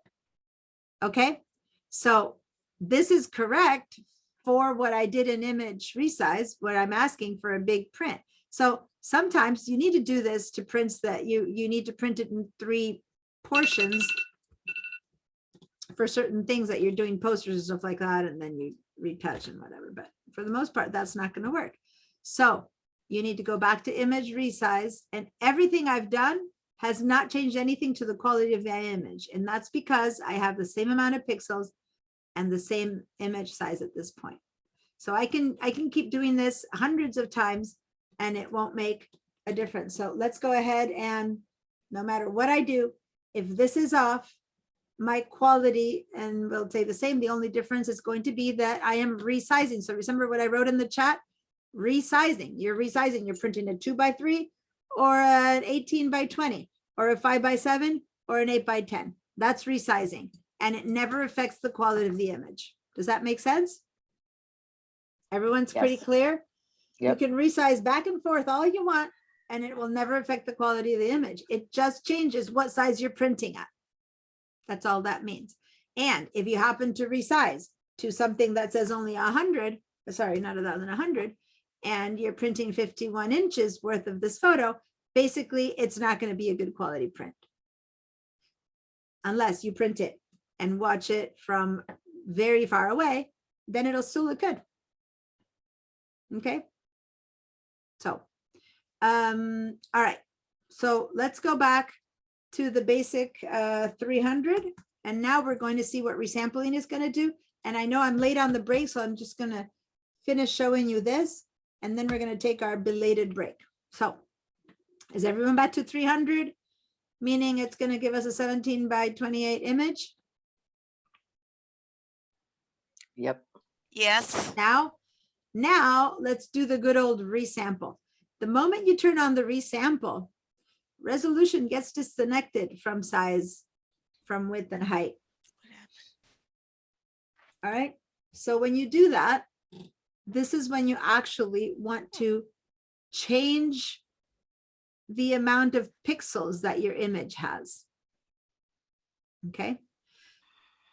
It's fine to do this down. So down sampling is healthy, fine. The computer does a great job, meaning you dump pixels. You just get rid of pixels that you don't need.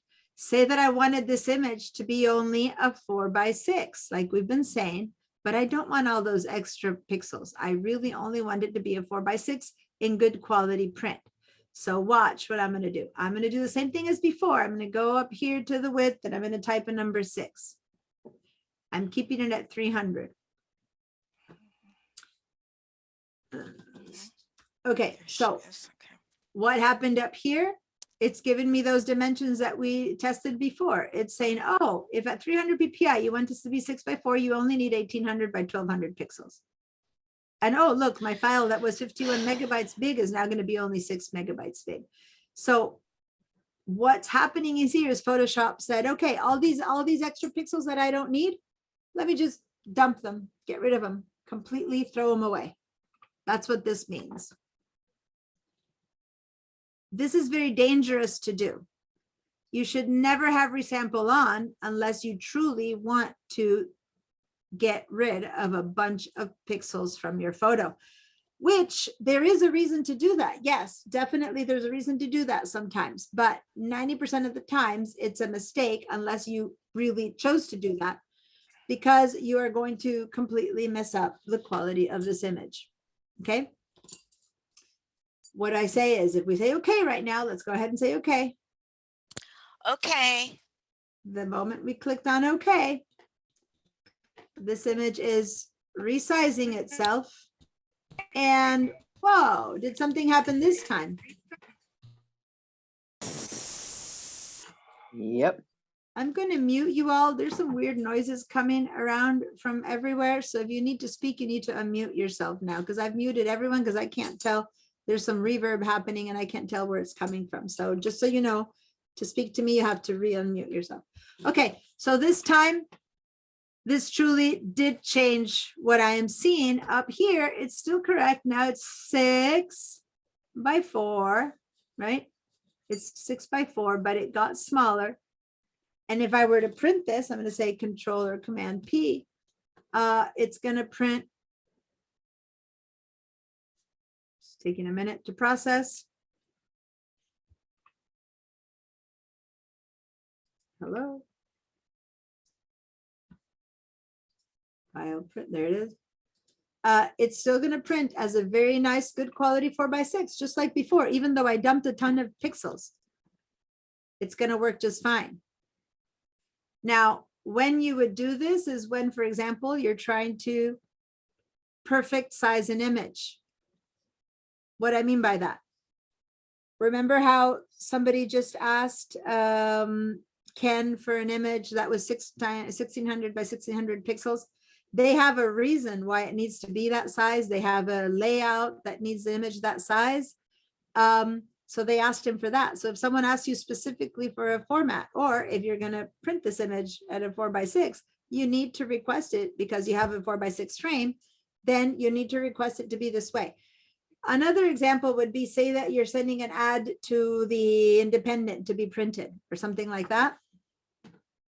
So you can't be sending them a humongous image for them to resize. They might do whatever. You have to send it. So if you bought space for a half a page, you need to send them a photo for the page for half a page. If you bought space for a little 1 column, you have to send them a photo for the little 1 column. Okay, you have to resize the image to the size that it's going to truly be. You're going to put it in a brochure, resize it to the size of that brochure, right? So now that we've resized it down this way, let's go back again to image size. And let's say that this is going to be a little business card. I'm going to write on top, Diana Musacchio adventure photography or whatever. And then it still has to be 300 resolution because, it's still going to be a good quality little business card, but it's going to be 1.5 by 2, I believe. So let's go and say 2 width. I think that's about the right proportion for a business card. Maybe, I don't know. That's about whatever. That's fine for this test. Let's say that's, I think it's more like 2.5 is a business card. 2.5 width, whatever. Let's just say 2 because I'm not sure. All right. So now it went down to 600 by 400 pixels and the file size got even smaller. So resampling, we're dumping. We basically are down to a very small image. If I were to say that I want to see this at 100%, Control or Command 1, to see it. There it is. This is a 2-inch image. Once again, if I try to print this, I have a little one, perfect, good quality, sharp, good quality image. It's still 300 pixels, but I only have 2 inches. So it only needs 600 pixels on each side, right? So I am, if you want perfect sizing, correct sizing this image. But what I have lost at this point is the fact that I do not have those pixels anymore if I want to go back up. This is a beautiful little tiny image. And yes, you probably can't read any more of those little curls. You can't, it's so tiny. I mean, you're not supposed to, it's a little business card, but you can see the beautiful landscape and all that. Okay, so then you go, if you did resize it and you go, oh, I want this to be bigger again. I want this to be able to be again an 8x10 image or whatever it was, 3 or 17 by something, which is what originally it was. Let's say 17 inches wide. I'll go back to image size. And so let's go up here, and I think it was 17.5 or 17.3 or something like that. And that's my alarm saying I need to give you guys, sorry, 17.3, that's about right, 55,000 something. This is about the size that we had before. Look what happened then to the quality of my image. Isn't it a disaster? Yep, it's pixelated now. It's got halos, it's pixelated, it's blurry, it's an absolute disaster. Why? Because Photoshop has to invent all those pixels that are missing because I dumped them. They're truly gone. The only way to not have them gone is had I been able to undo my history. But once you close the file, the history is gone. So if I had closed that file when I had it small, and then I go, oh my goodness, I wanted that image for my brochure, for my poster, I've ruined that image. So resampling, so let's say, okay, to that, resampling completely messes up your image. When you go this humongous amount of difference that I just went from, 2 pixels to 17 pixels, it's very, very obvious. But what I'm trying to teach you is basically resampling. Photoshop goes, oh, so you want that image again? Okay, I'll do what I can. If you want some blue pixels here, I'll give you some blue, some orange here, I'll give you some orange. It does its best to reconstruct with its computer brain the image that you had. So it puts an orange next to an orange, a red next to a red, a black next to a black, and it gives you something that is recognizable, right? But let me throw you for a loop. If I were to zoom out, this is the same image that if I were to zoom out right now, because I'm seeing it actually as a billboard on a car and I'm zooming out from afar. Does that look good? Yeah. When you see even this horrible, this is 100%, this horrible quality image, because look at all the halos and all the stuff it has. If I were to stand far away, which is, the example that Ed gave of seeing it from afar, or that I gave you with it would still look good. This is the whole point of why from a distance you don't see the details. It still looks good. But how many photos are you going to see at such a distance? You need to decide what's the final end product of this image. If you have to pick it up and look at it, it's going to look like this, which is horrible. If you are going to put it in a far away, high area of a very tall double ceiling, sure, go ahead and print this really big, because by the time people see it, it'll still look good. Anyway, not to say that you should print this way, but just trying to make the point that anything in small looks good. That's why when you open this image and you see it as a thumbnail and bridge, you might go, oh, it looks good. You won't be able to tell until you go to until you go to Control-1, whether it is good or not. Okay, so actually I did a little move there that I shouldn't have. All right. That said, that just happened here is ruining the image. Okay, so I'm gonna stop right here. You already saw the plan B, which is what I showed you at the beginning, which is if you really have a small image like this 2x1, if this is what you get, you shouldn't resize it in the image size box. You should try to do that super resolution that we talked about, which will do a much better job of getting it bigger and bigger. But as we already saw, it has its limitations. I had not tried it in an image that it said it couldn't do it anymore. I guess because this one was already such bad quality to start with, it hesitated and said, oh, one time only, I can't do two. I'm going to look into that. In the past, I've been able to do super resolution again, and then again to get to the size that I want, and losing almost zero quality. So that tool is pretty amazing. Let's take our break. I want to show you some more. So right now we've got an image that is basically ruined because of what we did. And so I'm going to show you how to not ruin it in the future. Okay, so let's take our break. There's another way. What time is it? Break until it's 10:55. So I'll see you at 11:05 a.m. See you guys soon.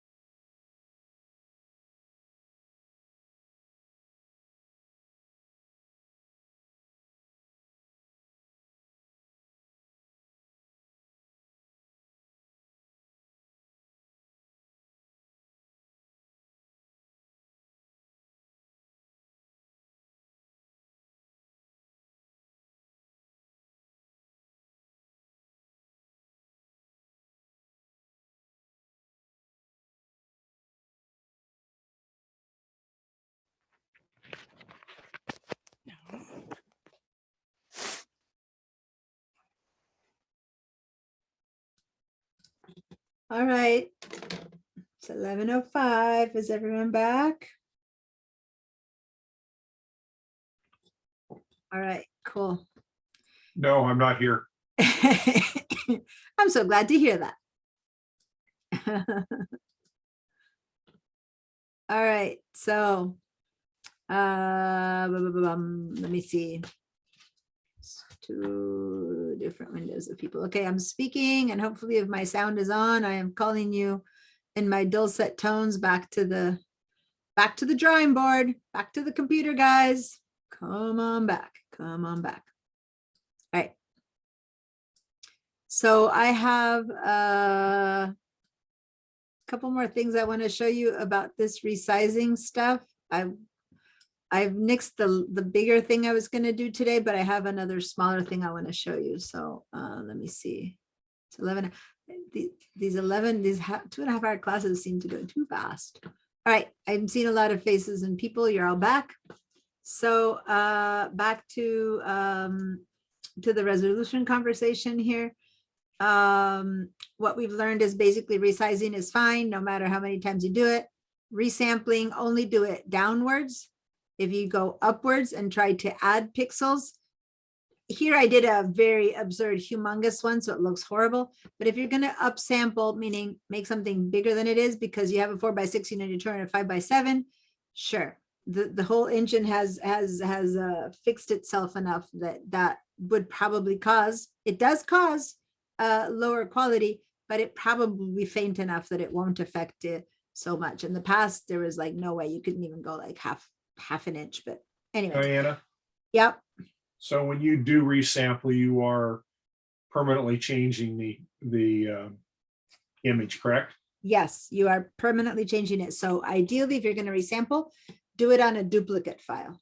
Okay, so start at the Finder level and duplicate it first, if you know how to do that. Or in Photoshop, do a save as, leave your original untouched at the size it gives you, and then test making it bigger and bigger until you get the size you need. By the way, what I just said is wrong. Don't do bigger and bigger. Get it to the size you need in one turn, because otherwise 2 resamplings is worse than just 1 bigger resampling, just so you know. Because each time you mess up the quality. So then if you ended up with something that could only give you a 4:6 because it was an old photo taken in the digital cameras that we had 10, 15 years ago, and you really want it bigger, then do it to a copy, mark that file's name with resampled so that you know that those are not the original high quality pixels. Go back to the original if you want to do anything else to it again. Okay. Now there's one thing that there's a way around it, and I wanted to teach you about smart objects, but I don't have enough time right now to give the whole smart object conversation its full benefit. Plus, a smart object conversation is something I do in the digital design techniques class, where we tend to do more of manipulating with images. So although you see more information here about smart objects, I'm going to show it to you really quickly. That's it. But then I'll have some more time to talk about it the following week. But this is an image that's been made into a smart object. So as long as you don't go above the size that you want, you Yeah. can make it what? Oh, I'm not sharing. Yes. Thank you. As soon as I hear that, Diana, thank you for keeping me straight. So this image here, the layer that we worked on was not a smart object. So when we made it bigger and smaller, it ruined the quality of it. It really did. You saw that. And so then when I got it bigger, it made a mess. So let's go ahead and turn that layer off and turn the second layer on, the one that's smart object. And let me just say that there's another way to make things smaller and bigger, which is not entire file, but it is just the object. And so to do that, we need to do a transform. So I'm going to just show it to you this once. If we want to go into it deeper, we can do it later. And so you would do Command or Control T is the shortcut, or Edit Free Transform is the long way to find it. But now make sure that you have moved up to the one that's already a smart object. Okay, so your selection not only is the eyeball off on the bottom one, but this gray one the lighter gray is on the one that's called Smart Object. Then you can do the Control or Command T or the free transform, and you get these little handles. Okay, so now these little handles and crossbox mean that I can grab it from a corner. I'm going to grab this from one corner and make this much smaller, tiny, tiny, tiny, right? I have made this image really tiny, and in fact, I can make it even tinier. Doesn't matter how tiny I make it. Once I'm done with my resizing, I hit the return key to commit to it, or I can go up here to this little checkbox and say okay to that. To that transformation. So I'm going to do it this time with a checkbox, check mark, and there it is. Now I have resized that image. Had this image not been a Smart Object, this would be the equivalent of we did before, that it would look fine and tiny. It's a beautiful, tiny little thing, right? Now I'm going to make that again into a Smart Object. Sorry, I'm going to go ahead and transform that again. So again, Command or Control T or free transform. That box gets its handles again.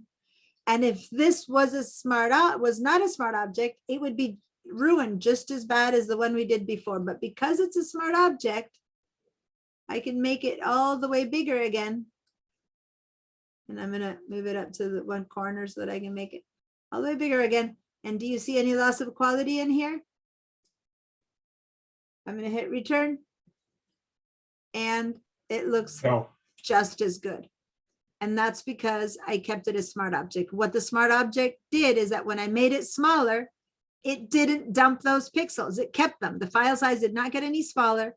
It just looked tinier. So then when I get bigger again, all the pixels were already there. So that's what a Smart Object does. And that's why it's called Smart. It protects the image from getting ruined with any of the changes that you're making. That said, had I tried to make this way bigger, then the Smart Object has to draw from machine learning, and it has to just add and interpolate. So if I try to make it bigger than it is originally, just like before, it gets ruined because it has nowhere else to draw from but from its own like computer imagination. Does that make sense? But I can make things smaller and bigger up until the original size, and it's perfect. The quality does not change. So Mary, you have a question? Yes, I am on VDI, and Mhm. when I made it smaller and just hit enter, it's asking me, it's saying that the Smart Object must be rasterized before proceeding, if I want to move forward with that or not. It has nothing to do with VDI. It shouldn't on a Smart Object. What you're doing it is turn it into a not a Smart Object. So can you show me why it's share to me and see what you're doing? Because when it asks you that is when you want it to not be a Smart Object. Rasterizing means turn the Smart Object off, right? So can you share your screen and show me what's happening? Because it shouldn't be asking you that VDI or not. Okay. Okay, hit the green share button. Yeah. And then share your desktop. And then on the bottom right, there's another share blue button with white letters. If you've never shared before, it might be asking you to do the privacy and all that. Yes, exactly. Okay, well, it's fine. You have to do it one time. So did you go to, so please tell me what it's saying so that I can walk you through the steps quickly. It says, go to your system preferences, right? Yes, open system preferences. Okay, yeah. so say yes to that. It'll open system preferences. And then right in the bottom of that system preferences box, bottom left, there's a little lock. You need to click on that lock. Do you Yep. see it? Yeah. Put in your computer password. The one that you use to open up your computer, that Yep. password. Okay. And then allow. And then allow, and then click on the box next to the word that says Zoom. There's a checkbox that needs to be Mhm. checked. Cool. Yeah.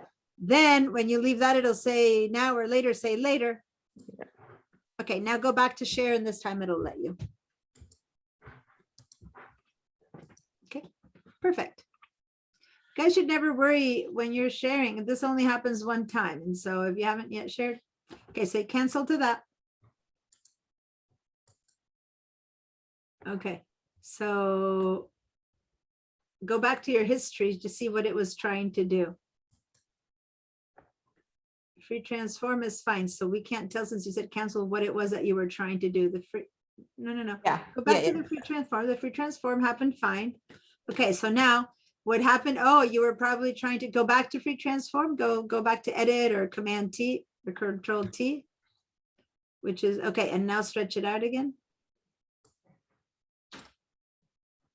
Yeah, and it should work without asking you that. So I'm not sure what you did or didn't do before that asked you to do the. Yeah, I just click enter. Once raster. I did this, I just click enter. Well, go ahead, hit enter. Now it doesn't. Yeah, because whatever it wasn't free transform. I don't know what it was, but it wasn't because it shouldn't. That's the whole point of a smart object. Okay, so good, it's working. Okay. I just wanted to watch you do it to see what it was, but sometimes you can't replicate whatever it is that you did. But yeah, if it is a smart object, which this one is, you should be able to freely transform without any raster. When it asks you, can you rasterize? It means, can I undo your smart object? Meaning, can I ruin your image, basically? So you got like, no, don't rasterize. In this case, where you're trying to upscale again, because if you rasterize it, basically that's the moment when it dumps your pixels. Okay. Then you have no pixels left to upscale again. Rathme?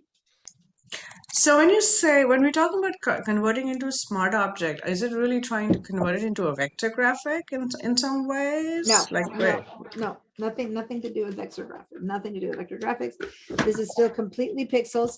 But what it does is it instead, as it resizes, instead of dumping pixels, it keeps them. It says, okay, I'll keep them. So it stays encapsulated and it's a small little version of that same file.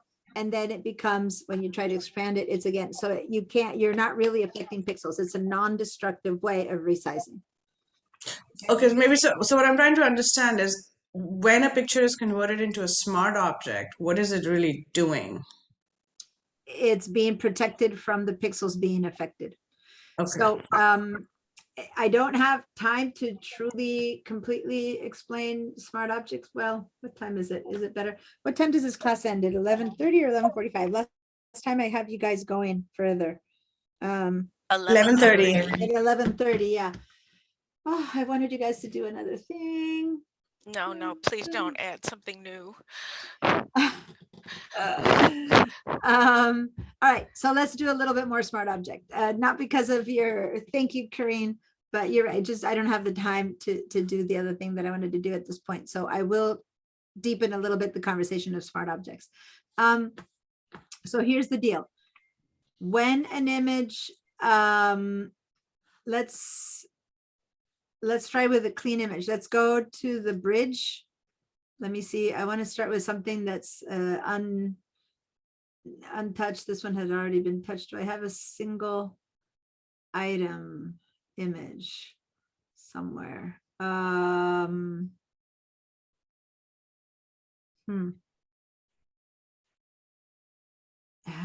don't really have a single item image here. That's a good enough example, but what size was this blue table? Okay, here, how about this rose? There we go. Let's go to this rose. There's two roses. Please share your screen. Oh, thank you. Every time I have someone else share, if I forget to reshare, as Karine just did, please remind me because I forget. Okay, so there's two roses. One is the overexposed rose. The other one, it's the called exposure rose. So it's not under the R, it's under E for exposure rose. Let's go ahead and open that. Double click.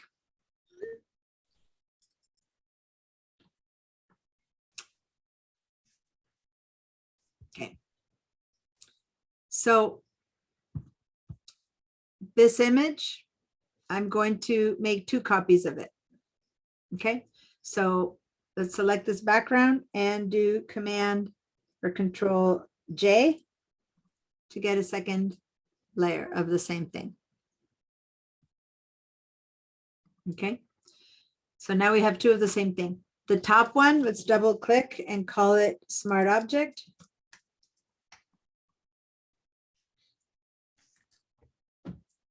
And the bottom one is the original. We can or not change its name. It doesn't matter.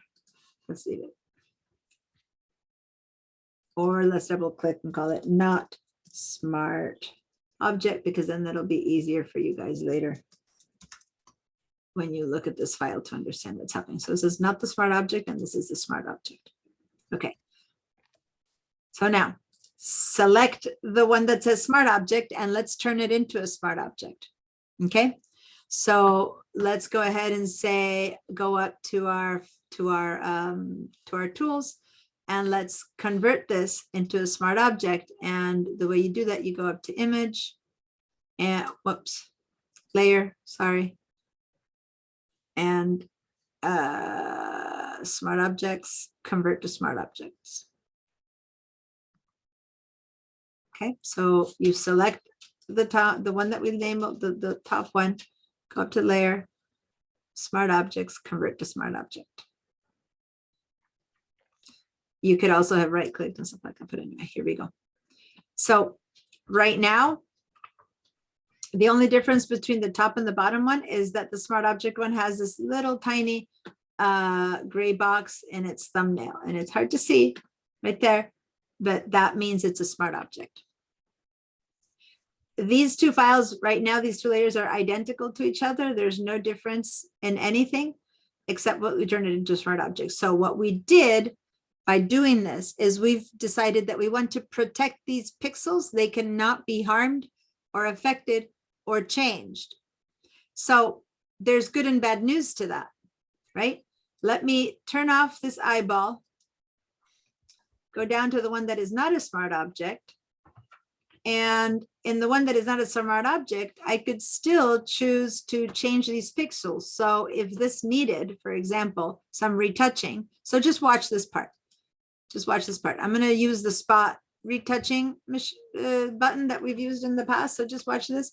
I can go in here and say, maybe I want to get rid of this branch there. So I can, sorry, I'm in the wrong tool. I'm in the healing tool brush. So I'm going to go ahead and drag across this thing. And it's kind of allowed me to get rid of this word spot. You see that, how I'm able to retouch this image, right? It's destructive, right? What I'm doing is, but that's not the point. The point is that I'm allowed to do these changes. Yeah, you see that happening? Okay. Now on the smart object, if I try to do this on the smart object, look what's going to happen. It's like, my mouse is a forbidden signal. And when I click, it says this smart object must be rasterized before proceeding, which is the message that someone had gotten. Who was it that got this before? Me, Mary. Mary, thank you. And so basically rasterize, which means get rid of your smart object, turn it into regular pixels again, and we'll go, no, no, no, no, no, cancel. I don't want to do that. This is protected. Imagine if you're into science fiction, a force field has just opened and turned on around this jet so that when they fire on it, the blasters just go off and nothing happens. You are protecting this image. Now, there is a way into it. And again, I'll talk about that next time because I can't show you how to get into it to affect it if you need to. There is a way in, but right now this one is not protected and this one is protected. Okay, so now I'm going to turn off the top one, go to the bottom one, the not protected one, the not smart object one, right? And let's go and do this whole thing where we did edit, free transform, or control or command T. Okay, so we're going to free transform this image. And I'm going to be back in this image. Make it really tiny, tiny, tiny little rows. Hit return or enter, because if you don't hit return or enter, the transformation isn't happening. So I made it tiny, tiny rows. It looks good because it's still tiny. I'm going to do hit return or enter again. And now I am up sampling that rows. So basically I am doing kind of what I told you not to do to the landscape. And I hit return or enter, whoops, hit return or enter one more time. And there we go. What does that rose look like? Yuck. it should look like yuck. I have dumped all the pixels when I went tiny, and when I made it big again, I have now interpolated. It's just what we did before with file size is what we just did internally with one layer. We made it tiny, so we had to get rid of all those pixels, and now we made it big. So Photoshop went, yikes, I'm supposed to be big again. Let me throw in a bunch of pixels to give her that image. And so it's all kind of fuzzy and blurry. Did it all get fuzzy and blurry for you guys? Okay, if it didn't get fuzzy and blurry, probably when you made it small, you didn't hit return and enter, because so then when you went big again, it still had all its pixels. So you need to complete that transformation to make it dump its pixels and then make it big again. All right, now let's do that same thing to the smart object. So now go up to the smart object, which by the way, looks good again, okay? And now let's do Control or Command T or image or edit free transform to the smart object this time. So I'm going to make it really, really, really tiny. So what I'm seeing underneath is the other one. Don't forget, hit return and enter. So we are transforming the image. You have to hit that return and enter to make it tiny. Here it is, my beautiful tiny little rose that looks good. But this time I did it to my smart object as opposed to my non-smart object. So when I go and do it, image size, edit free transform again. And this time, when I get it big again, look at the quality. Because it visually became smaller, but it didn't dump the pixels. Very nice. I hit return and enter, I keep it. So I don't make the file smaller, I just protect the integrity of its pixels.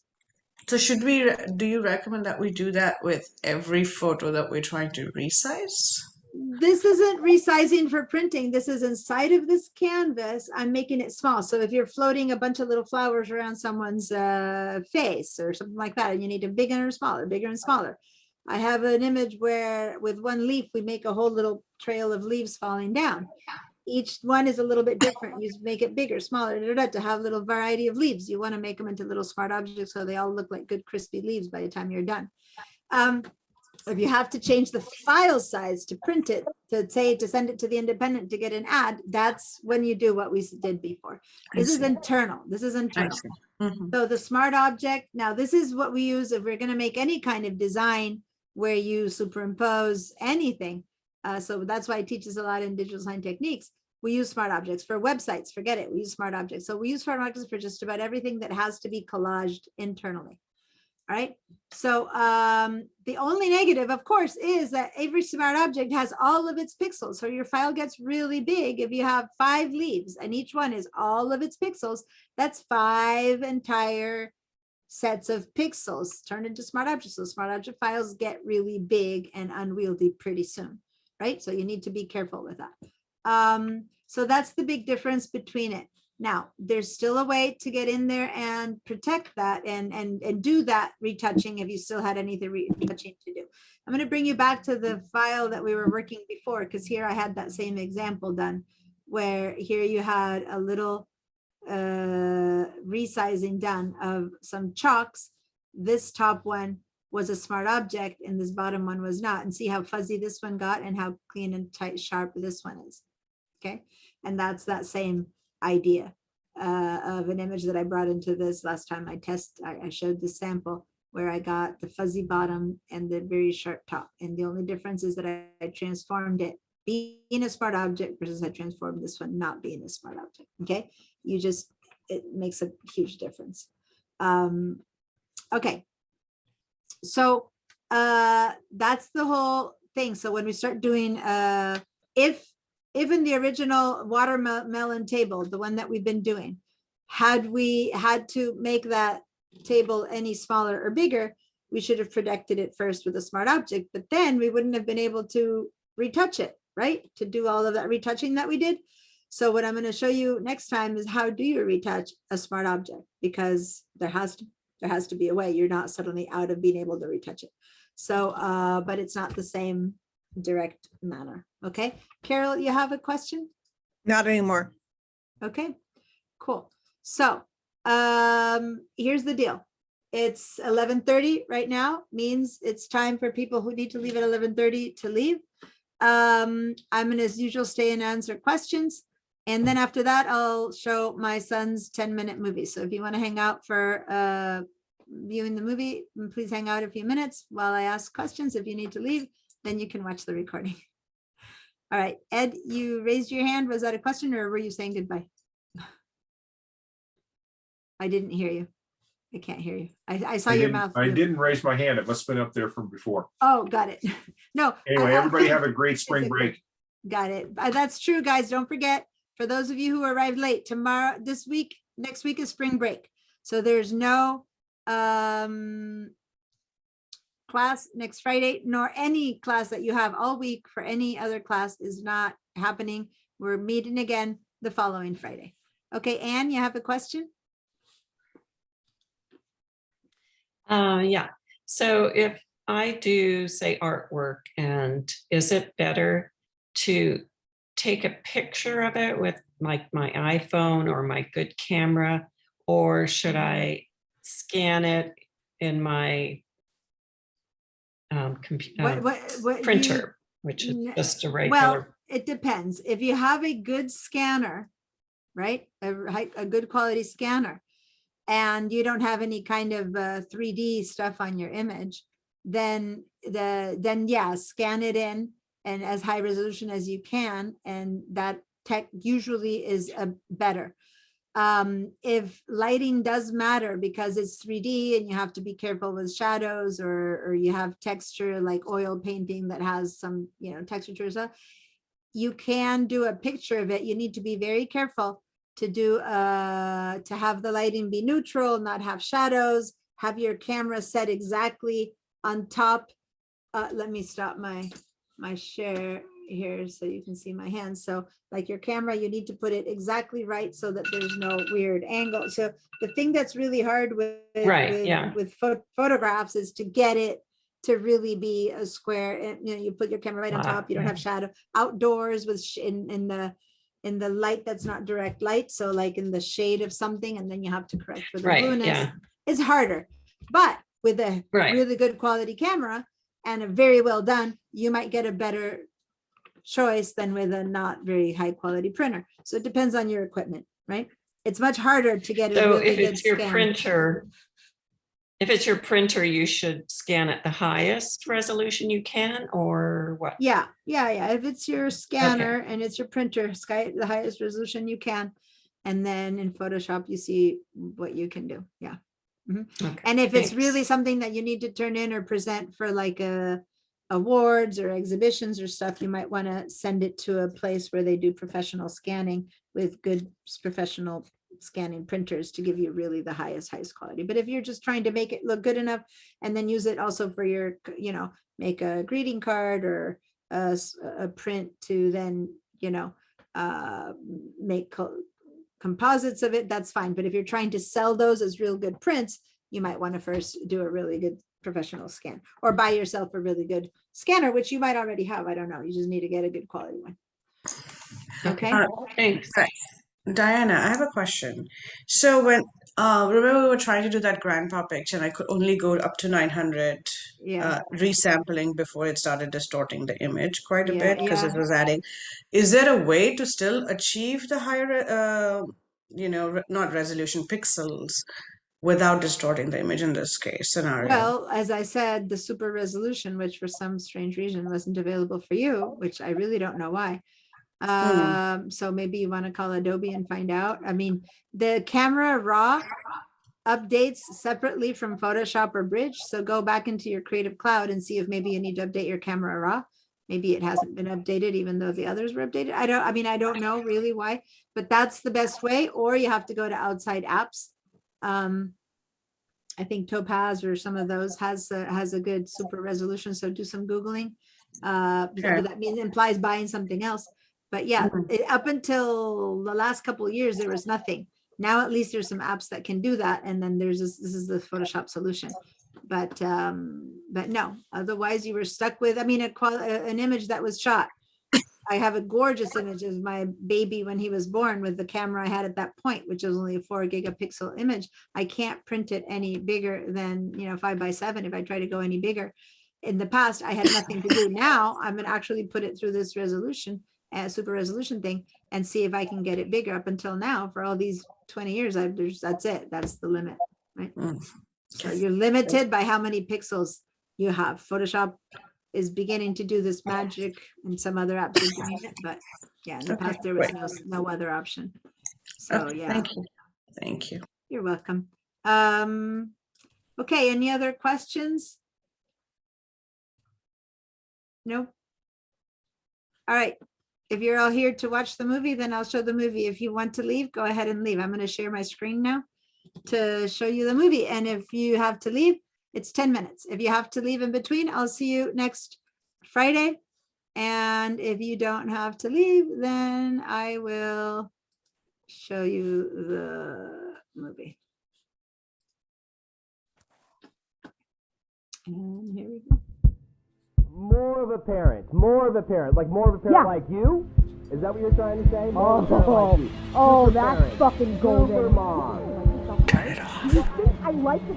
I don't know shit about cars. Just turn it off. Is that you want to announce everything that you Seal it out. How on earth are you getting that? You're taking a job that is going to get money for our family. If I did what you are doing and I was waiting for the right fucking job, there would be no money. Don't you know what of my life?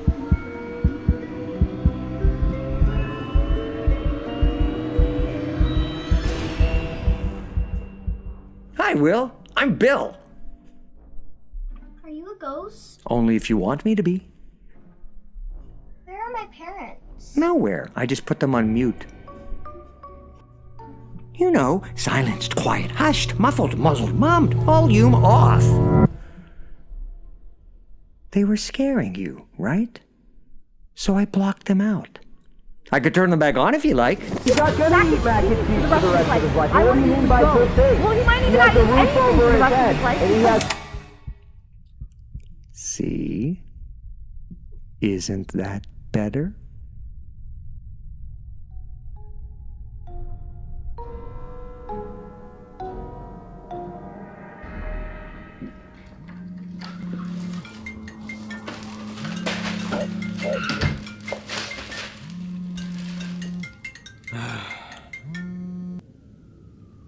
Hi, Dad. What do you want? Don't be hostile. I just want to check in. How you doing? Oh, just great. Gainfully employed and all that. Mom sent you? She must be desperate. She's been trying to call you. I know. She's worried about you, Will. A little late for that. She wants to help. Bye, Dad. Just call her, won't you? Bye, Dad. Your mother and I have decided to separate. We're getting a divorce, bud.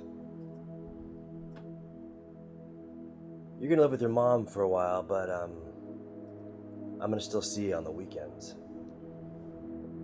Every other weekend. Every other.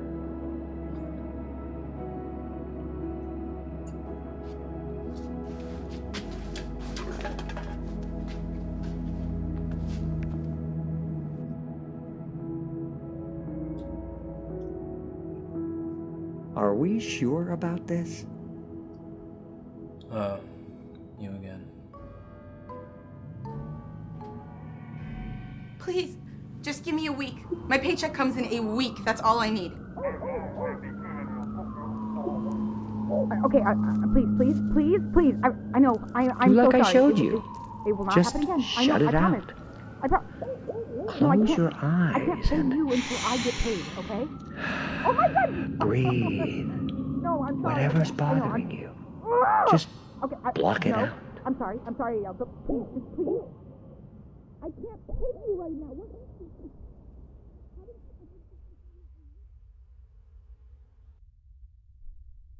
Peaceful, isn't it?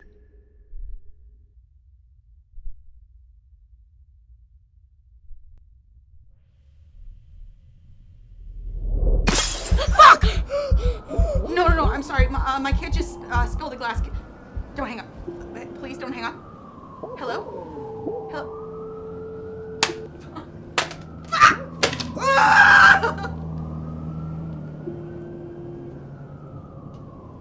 God damn it! Buddy! Mommy is trying to keep us from getting evicted, and you can't just let me be for 5 minutes? How hard is it to still for 5 fucking minutes? Do you want us to be homeless?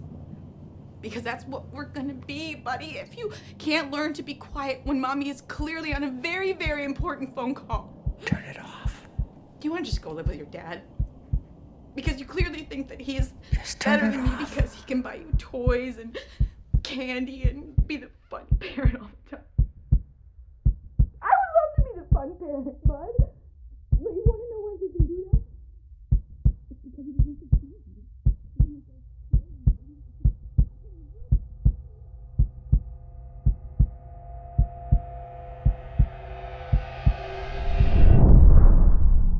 You missed me, didn't you? I've survived. What do you want? All right, fine. Business immediately. I thought we were friends, but whatever. Why do you want to call your mom? Because she called me 18 times, I guess. If that's the case, why didn't you answer any of those 18 times? I didn't want to talk to her. What's changed? I don't know. I miss her. We haven't talked in a while. Right. Listen. You, my friend, are doing stellar. Stellar? Are we looking at the same me? You're just looking at this wrong. I'm a 30-year-old, young, antisocial, independent man alcoholic who appreciates a good drink, underemployed, has limitless potential, shut in, understands the advantages of alone time, who can't even muster up the courage to speak to his own mother, and doesn't need anybody. Yes, I do. She's the cause of all your problems. I thought you said there weren't any problems. I say a lot of things. The point is, your mom was never there for you. She's trying to be here now. Mm-hmm. First time I've heard that. People change.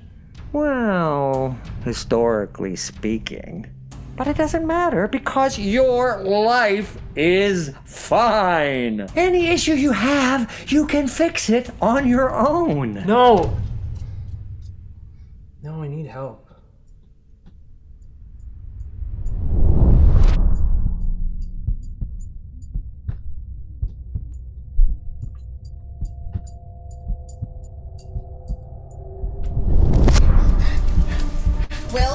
Will, mommy shouldn't have said that. Bud, come on, bud. Come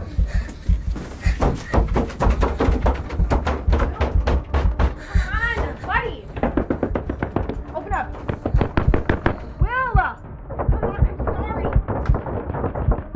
I need you to open the door right now. Will?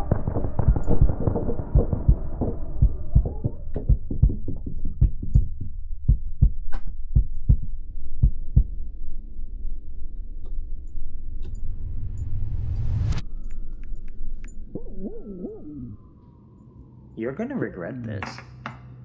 This is a bad idea. What if she hasn't changed? What if she hates you? What if she resents you? You're fine on your own. You're better on your own. Just turn off the phone and nobody gets hurt. You should give this more thought. It's not too late to turn back. This is a really, really bad idea.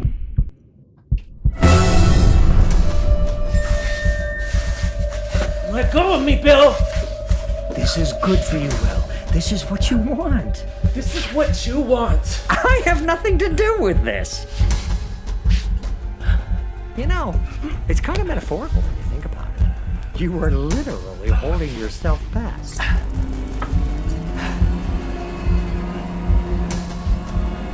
You're making the right choice, Will. Things will be fine. Any problems you have, you can solve them on your own. You can pull yourself up by your own bootstraps. You know, I never really thought about that saying. Does that even make sense? How would you pull yourself up by your own bootstraps? If anything, I feel like you'd be pulling yourself closer to the ground, or even knocking yourself over.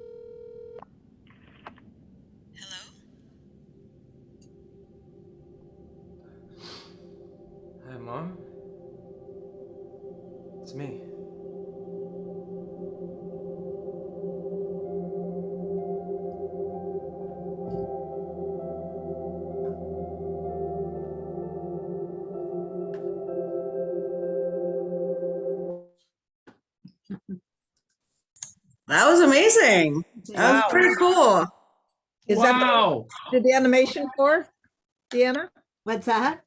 Did you do that animation? The, Oh, actually, did you say, did he do the animation? Is that what oh, you. Oh, I actually, the last 3 days before submission, he was roped in and I did a little bit of it, but just minimal. I'm not an animator. But yeah, no, he did everything. I mean, he had a whole team there, but yeah, pretty amazing, huh? Very amazing. Do you have a link to it that we can share? Actually, right now it's only a private link and I've shown it to you this way, but he's probably going to be submitting it to other festivals, so it's not yet online. So when it's visible, when it's shareable, I'll show you. There's many other movies on his YouTube channel that you can share, but this one and another one that he's got in the festival circuit are not. Was there animation? All I could do is hear it. Was there animation? You didn't see the movie? All I did was hear it. It was black. Oh, no, I. Was I the only one?